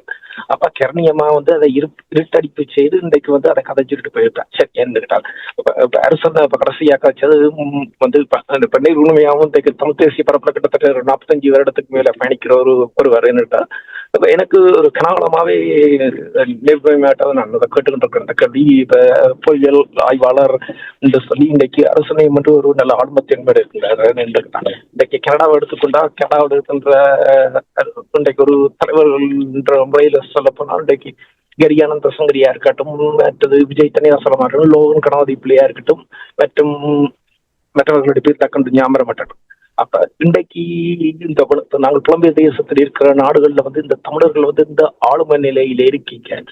இன்றைக்கு வந்து தேசிய தலைமையினால தரப்பட்ட 28 கட்டமைப்புகளையும் வந்து அவர் 360 டிகிரியிலேயே வந்து சுத்தி பார்த்து அப்ப நேர்குணமே அதை சிறப்பா வழங்கப்பட்ட நாடா சிறப்பா இருக்கும் நினைக்கிறேன். லேப்டாப் திங்கிங்னு சொல்றது. அப்ப என்னோட தன்முக ஆளுமை தன்மையும் கொண்டது. இப்ப நாங்கள் போன நேரம் பேசின பொழுது 5 கட்டமைப்புகளை பற்றி பேசுறாங்க. இன்றைக்கு வந்து எங்களுக்கு தேவைப்படுகின்ற அந்த 28 கட்டமைப்புல முதன்மைப்படுத்துகிற அந்த 5 கட்டமைப்புகளுக்கும் ஒவ்வொரு தலைவர்கள் இன்றைக்கு உருவாகினார்கள் என்றால் கூறி இன்றைக்கு அந்தந்த கட்டமைப்புகளை பார்த்துட்டு இருக்கலாம். இப்ப நாங்கள் வந்து தேசிய தலைமை மேரியை வந்து எல்லாரும் வந்து எல்லாத்துக்கும் தலைவராக இருக்கணும்னு சொல்லி எதிர்பார்க்கவில்லை. என்னட்டுக்கிட்டா இன்றைக்கு எங்களுக்கு அப்படி ஒரு சிறப்பான தலைமை கிடைச்சது. அதை வந்து நிர்ணயம் கேட்கும் பொழுது சொல்வார், எங்களோட சமூக கட்டமைப்பு தான் அதற்கு ஓடி கொடுக்கவில்லை என்று அது எங்களுக்கு கடும் ஒரு இரத்த கொந்தளிப்பத்தை நடந்து முடிச்சு விட்டது என்றாலும் அதை எங்களால் வந்து இன்னும் ஏற்றுக்கொள்ள முடியாம இருக்கிறது என்னட்டா. அப்ப எங்களுடைய சமூக கட்டமைப்பு தேசிய தலைமைக்கு ஓடி கொடுத்திருந்தால் இந்த போராட்டம் வந்து முடிஞ்சிருக்காதுன்னு சொல்லி நிர்ணயமே அடிக்கடி சொல்வார். அதை கேட்கும் பொழுது உங்களுக்கு சரியான ஒரு வருத்தம் தரக்கூடிய வேண்டியது. இது இன்னும் அது எங்களை ஒரு சைக்கக்கூடிய மாதிரியே இருக்கு. அப்ப இப்படி இருக்கே வந்து இந்த புலம்பெயர் தமிழர்கள் வந்து இன்றைக்கு ஒரு சிதைக்கப்பட்ட ஒரு இனமா தான் இனிமே இருந்து கொண்டிருக்காங்க. எங்களுக்கு ஒரு தலைமைத்துவம் இல்லை என்று கேட்டால் இன்றைக்கு இங்கே இயங்குகின்ற அரசியலமைப்புகள் உள்ள அரசியல் தலைவர் அமைப்புகளுடைய அரசியல் தலைவர்களுடைய மக்களுடன் வெளிப்படையத்தன்மையாகவும் உண்மைத்தன்மையாக பொறுப்பு குரலுக்கும் இன்றைக்கு கலைக்க வருகின்றார்கள் என்று கேட்டால் இப்ப வருகின்ற மார்ச் மாசம் வந்து ஜெனீவாவுடைய கூட்டத்தொடர் தொடங்க இருக்குது. அப்ப இதுக்கான விழிப்புணர்வு இன்றைக்கு புலம்பெயர் தேசத்தில் உள்ள மக்களுக்கு வந்து இன்றைக்கு தேவைப்படும். புலம்பெயர் தேசத்தில் உள்ள மக்களுக்கும் தமிழகத்தில் உள்ள மக்களுக்கும் தேவைப்படுறது இந்த 3 விடயங்கள்: விழிப்புணர்வு, அறிவூட்டல், தெளிவூட்டல் என்று. இதுல வந்து நிறைய மக்கள் இன்றைக்கு குழம்பி போயிருந்தாங்க. அரசியல் என்றால் என்னன்னு தெரியும். இப்ப அதை நிர்ணயமே போன சொன்ன மாதிரி 20% என்றால் எனக்கு தெரிஞ்ச ஒரு என்ஜினியர் இருக்கு, அவருக்கு அரசியல் வந்து சிறப்பா தெரியும். அவர் நான் நிறைய தடவை வானொலிக்கு கேட்டேன், ஐசி வானொலிக்கு வாங்குவோம், நீங்கள் அரசியலாக நிறுவனம் ஊடகவியலாளர் தரஞானி மற்றும் பொறியியல் ஆய்வாளர் அவர்களோட அறிமுகம் கிடைக்கும். அவர்கள் வந்து பொதுவெளியில் வந்து அரசியல் கதைக்கிறதுக்கு பிறகு நிற்கிறார்கள். அப்ப இந்த தமிழினம்ன்றது வந்து இன்றைக்கு எப்படியான ஒரு சிதைவுக்குள் தான் இன்னும் சீரழிஞ்சு கொண்டிருக்கின்றது. அப்ப இதனை கட்டுப்படுத்துவதற்காக இந்த தலைமைத்துவத்தை வந்து நாங்கள் எப்படி தேட வேண்டி இருக்கின்றது என்பதை நிறுவனத்தையும் அரசனையும் கேட்டு விடைபெறுகிறேன். நன்றி, வணக்கம். நன்றி, வணக்கம். நேரு, நீங்கள் கூறுங்கள். வாங்கோ. அதாவது இப்ப என்னால் எங்களுடைய சவால் காலத்துக்கு ஏற்ற மாற்றம் எனக்கு இருக்கிற ஒரு பயம் என்ன சொன்னால், இன்று உருவாயிருக்கக்கூடிய இந்த புதிய உலக புறநிலை என்பது நாங்கள் இதுவரை கையாண்டு வந்த பல விடயங்களே மிக மோசமாக இன்னும் இருந்ததும் பார்க்க பலகீனப்படுத்துது. இப்போ நாங்கள் இதுக்குள்ள மாத்திரம் ஓடி பழகினாக்களா இருக்கிறோம். ஐஎஸ்சி, ஐசிசி, ஐசிஜே இப்படியே காய்ச்சி கொண்டு தெரிகிறோம். இதெல்லாம் நாளைக்கு என்ன வடிவம் பிறப்புதுன்றே புரியலை. என்றால் உலகம் ஒரு பெரிய சுழற்சிக்குள்ள தன்னுடைய புதிய இலக்குகளை நோக்கி நகர பார்க்குது. இந்த நகர்வு என்ன மாற்றத்தை கொண்டு வரும் என்றால், இப்ப எப்பவும் ஒரு புதிய விடயம் வருகின்ற பொழுது அந்த புதிய விடயத்தில் யார் முன்னுக்கு நிற்கிறானோ அவன் தான் வெற்றியாளர். ஏன்னா அவன் அந்த இடத்துல நான் இப்ப இன்றைக்கு எல்லாரும் இமெயில் யூஸ் பண்ணாங்க கொஞ்ச நாளா, இப்ப அதை கடந்துட்டோம். எப்படி இமெயில் வந்து தமிழ்ல இருந்து கலிபோர்னியால இருந்து நாங்களாம் ரன் பண்ணாங்க 90s கடைசி போகுது. ஆனா நாங்க அடுத்த இடத்தை கொண்டு போயில ஒருவன் உருவாக்கிட்டு பில்லியனர் ஆகி ட்ரில்லியனர் ஆகிறாங்க. ஆனா நாங்கள் இன்னும் இந்த வட்டத்திலே இருக்கிறோம். அப்ப நாங்கள் இன்றைய ஒரு மாற்றம் புதிதாக தெரிகின்ற பொழுது அதில் இருக்கக்கூடிய வாய்ப்பு என்னன்னு சொன்னால், அதுல நாங்க முன்னுக்கு பயணிச்சோம்னா எங்களுக்கு அறுவடை கூட. இது சீனா பல விதத்துல எங்களுக்கு சொல்லித் தருது. இப்ப சீனா பாத்தீங்கன்னா 5G கொண்டது, 5G போட்டி போட்டு கொண்டு வச்சுட்டு எல்லாரும் 5G சண்டை பிடிச்சோன்னு இருக்கா. அது இப்ப 7Gக்கு போகுது. அப்ப எப்ப முன்னுக்கு ஓடலாம்னு அவன் பாக்குறான். இந்த அரிய கனிமங்களுக்கு மற்றவன் கண்டுபிடிக்கிறவன் தான் கண்டுபிடிச்சு அதை என்ரிச் பண்ற ஃபெசிலிட்டிஸ் அவன் மேல கொண்டு வந்துட்டான். இப்ப எல்லாரும் அவனோட சீனாவோட போய் கழிச்சு தானே அவனும் ஒரு இருக்கு. ட்ரம்புக்கும் போத்தான் வேணும், EUக்கும் போத்தான் வேணும். ஏன்னா அது இல்லாட்டில் இங்க எங்களுக்கு வியாபாரம் இல்லை. அப்ப இப்படித்தான் இந்த முன்னுக்கு போறாங்க. அப்ப இது ஒரு சாமர்த்தியம் சார்ந்த ஒரு கெட்டித்தனமான முறைமை. அப்ப இப்பொழுது எங்களுக்கு ஒரு சவால் நிலை உருவாக்கப்படுது ஒரு ரீதியா. இப்ப நாங்கள் எங்களை நகர்த்தணும் என்று சொன்னால் இதை சாமர்த்தியமா சிந்திக்க வேண்டியது. இங்கதான் தலைமையினுடைய வேறுபாடு தெரியும். அந்த மனிதர் இன்றைக்கு காலன மாற்றத்தை பற்றி பேசுறாங்க. காலன மாற்றத்தை இப்ப கிடப்புல போட்டோம் இந்த சண்டைகளை. அவை இன்னும் மோசமாக அடி வாங்க போறோம். அமெரிக்கா கனடால இந்த வீக்கெண்ட் அமெரிக்கால இருந்து படுத்து வாங்கிட்டு வந்துச்சு. இது எதிர்பார்க்க இல்லை, காலநிலையில எதிர்பார்க்கல இப்படி ஒன்று இருக்குமெண்டு. ஆனால் அது நடந்துச்சு. இதைதான் இலங்கையில மழையா கூட்டிச்சுது. அது எதிர்பார்க்கல நடந்துச்சு. காலநிலை ஆய்வாளர் இதுக்கு வைத்திருக்கிற நிலையங்களை கடந்துதான் எல்லாம் நடக்க போகுது. அது இன்னும் அதிகரிக்கும். அப்படி என்று சொன்னால் அது ஒரு விஷயத்தை சொல்லி தருது என்று சொன்னால், நாங்கள் இந்த மாற்றங்களில் என்ன விதமான பாடத்தை கற்றுக்கொள்ள போறோம், அதுக்கேற்ற வகையில் எவ்வாறு ஒரு சமூகத்தை ஒழுங்கமைக்க போகிறோம். இதுக்கு புலம்பெயர்ந்த சமூகத்துக்கு ஒரு பெரிய பங்கு இருக்குது. ஆனா புலம்பெயர்ந்த சமூகத்துல நான் இப்ப சௌரன் சொன்னார், நாங்கள் மக்களை குறை சொல்வது இல்லைன்னு. அது குறை சொல்ல முடியாது. அது மக்களுடைய பங்கு இல்லை. மக்கள் தாங்களாக இயங்குவக்கூடிய நிலையில் இருப்பார்களாக இருந்தால் அவர்களுக்கு தலைவர்களும் தேவையில்லை, கட்சிகளும் தேவையில்லை, அமைப்புகளும் தேவையில்லை. ஏன்னா அவர் தாங்களே இயங்கிட்டு போவார். அது உலகத்துல எந்த சமூகத்திட்டையும் கிடையாது ஒன்று. அதுக்கு தான் கைபிடித்து கூட்டி கொண்டு போறதுக்கு ஆள் வேணும், ஒரு பைப்பர் வேணும். இந்த பைப்பர் ஊதிக்கணும்னா பின்னால போவார்கள். அந்த பைப்பை சரியான வழிகாட்டினால் சரியான இடத்துக்கு போவார்கள். பைப்பர் கொண்டே கடலுக்குள்ள இறக்கி விடுவாருன்னா கடலுக்குள்ள போடுவார்கள். இப்ப இந்த சமூகத்துக்கு இருக்கிறது என்று சொன்னால் எங்கள்கிட்ட இருக்கிற ஒரு குறைபாடு, ஒரு சமூகம் சார்ந்து. இப்ப நாங்கள் எங்களை இன்னொரு விதத்துல பார்க்கணும். அது வேற. நாங்கள் சமூகத்தை குறை சொல்வதில்லை, நாங்கள் திருந்துவதற்கான வழிமுறை. அதை இன்னொரு வடிவத்திலிருந்து பாருங்க. ஒரு மனிதனுடைய பலத்தில் தான் அவன் வாழுகிறான், பலகீனத்தில் அவன் அடி வாங்குகிறான். ஆகவே தமிழ் சமூகத்தில் பலகீனம் அதிகரிக்குமா இருந்தால் நாங்கள் மோசமா அடி வாங்குவோம்.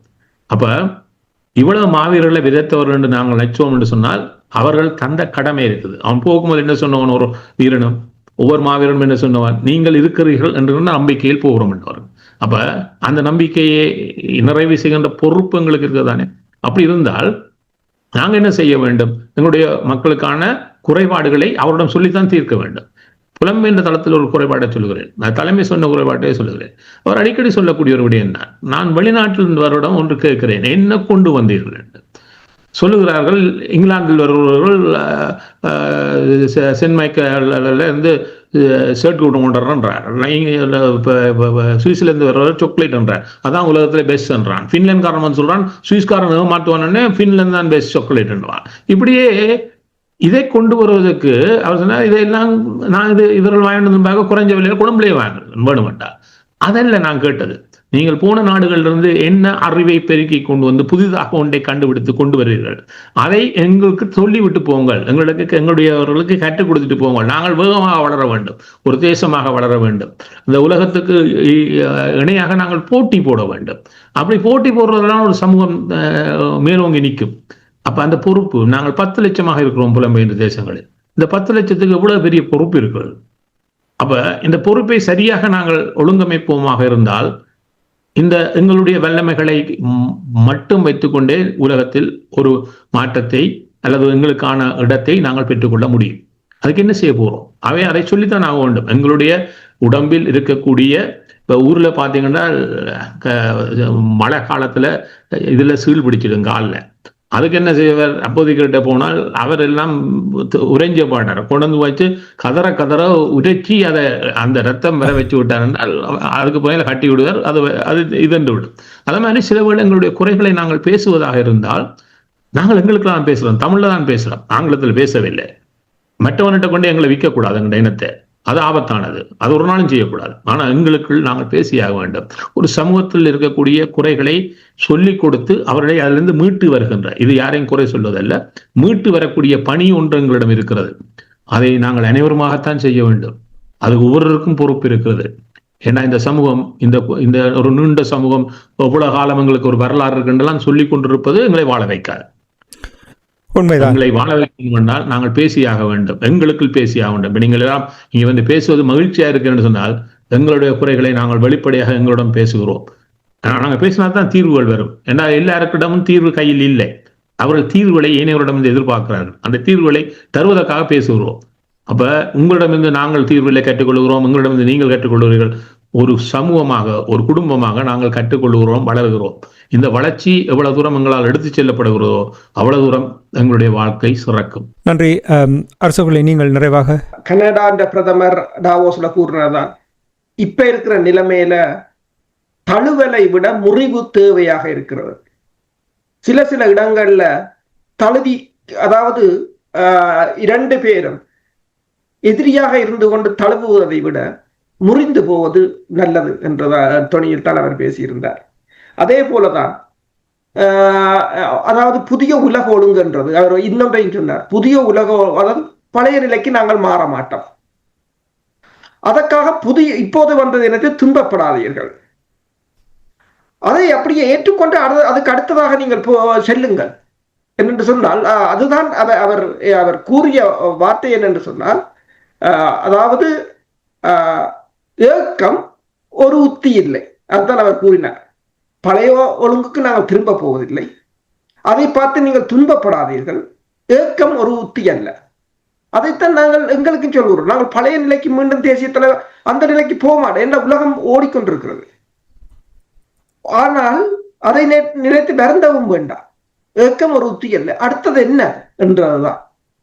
இப்ப என்ன பிரச்சனை என்று சொன்னால், எங்களிடம் எத்தனையோ பேரம் பேசும் உத்திகள் இருக்கின்றது. 2022ஆம் ஆண்டு நான் கூறினேன், பிரித்தானிய அரசு கூப்பிட்டு பேசியது போல இப்படி எத்தனையோ பேர் பேச இருக்கிறார்கள். நாங்கள் பேச தயாரான்றதான் பிரச்சனை. அதுதான் எங்களுக்குள்ள இப்ப மிகப்பெரிய ஒரு பிரச்சனையாக இருக்கிறது. உண்மைதான். நன்றி.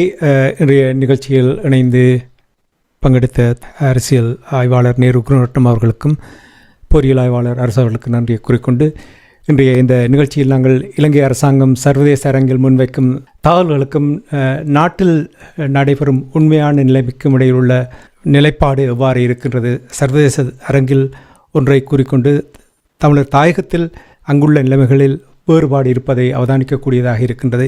இந்த நிலைமையில் மாற்றத்தை ஏற்படுத்துவதற்கு தமிழர் தரப்பில் என்னென்ன வேலைகள் செய்ய வேண்டும், என்னென்ன வழிமுறைகள் இருக்கின்ற என்ற விடயங்கள் கூறப்பட்டது.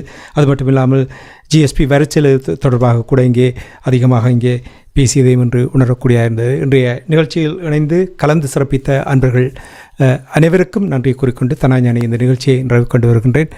நன்றி, வணக்கம் நேரு அவர்களே. நன்றி, வணக்கம் அரசு அவர்களே. நன்றி, வணக்கம். நன்றி, வணக்கம். எமது பார்வையாளர்களுக்கு வணக்கம். மக்களின் குரலாய் ஓங்கி ஒலிக்கும் இலக்கு மின்னிதழ் மற்றும் உயிரோடை தமிழ் வானொலி ஆகிய இவ்விரு ஊடகங்களும் உங்களைப் போன்ற எமது நேயர்கள் நண்பர்களின் ஆதரவிலேயே இயங்கி வருகின்றன. மிக குறைந்த வளங்களுடன் பல இடர்கள் மற்றும் தடைகளை தாண்டி பயணிக்கும் எமது ஊடகங்களின் பணிகள் மேலும் வளர உங்களால் முடிந்த நிதியுதவியை வழங்கி இன்னும் காத்திரமான செயற்பாடுகளை முன்னெடுக்க உதவுமாறு மிகவும் பணிவன்புடன் வேண்டி நிற்கின்றோம். உங்கள் பங்களிப்பு உங்களின் உரிமை குரலாய் ஓங்கி ஒலிக்கும். நன்றி.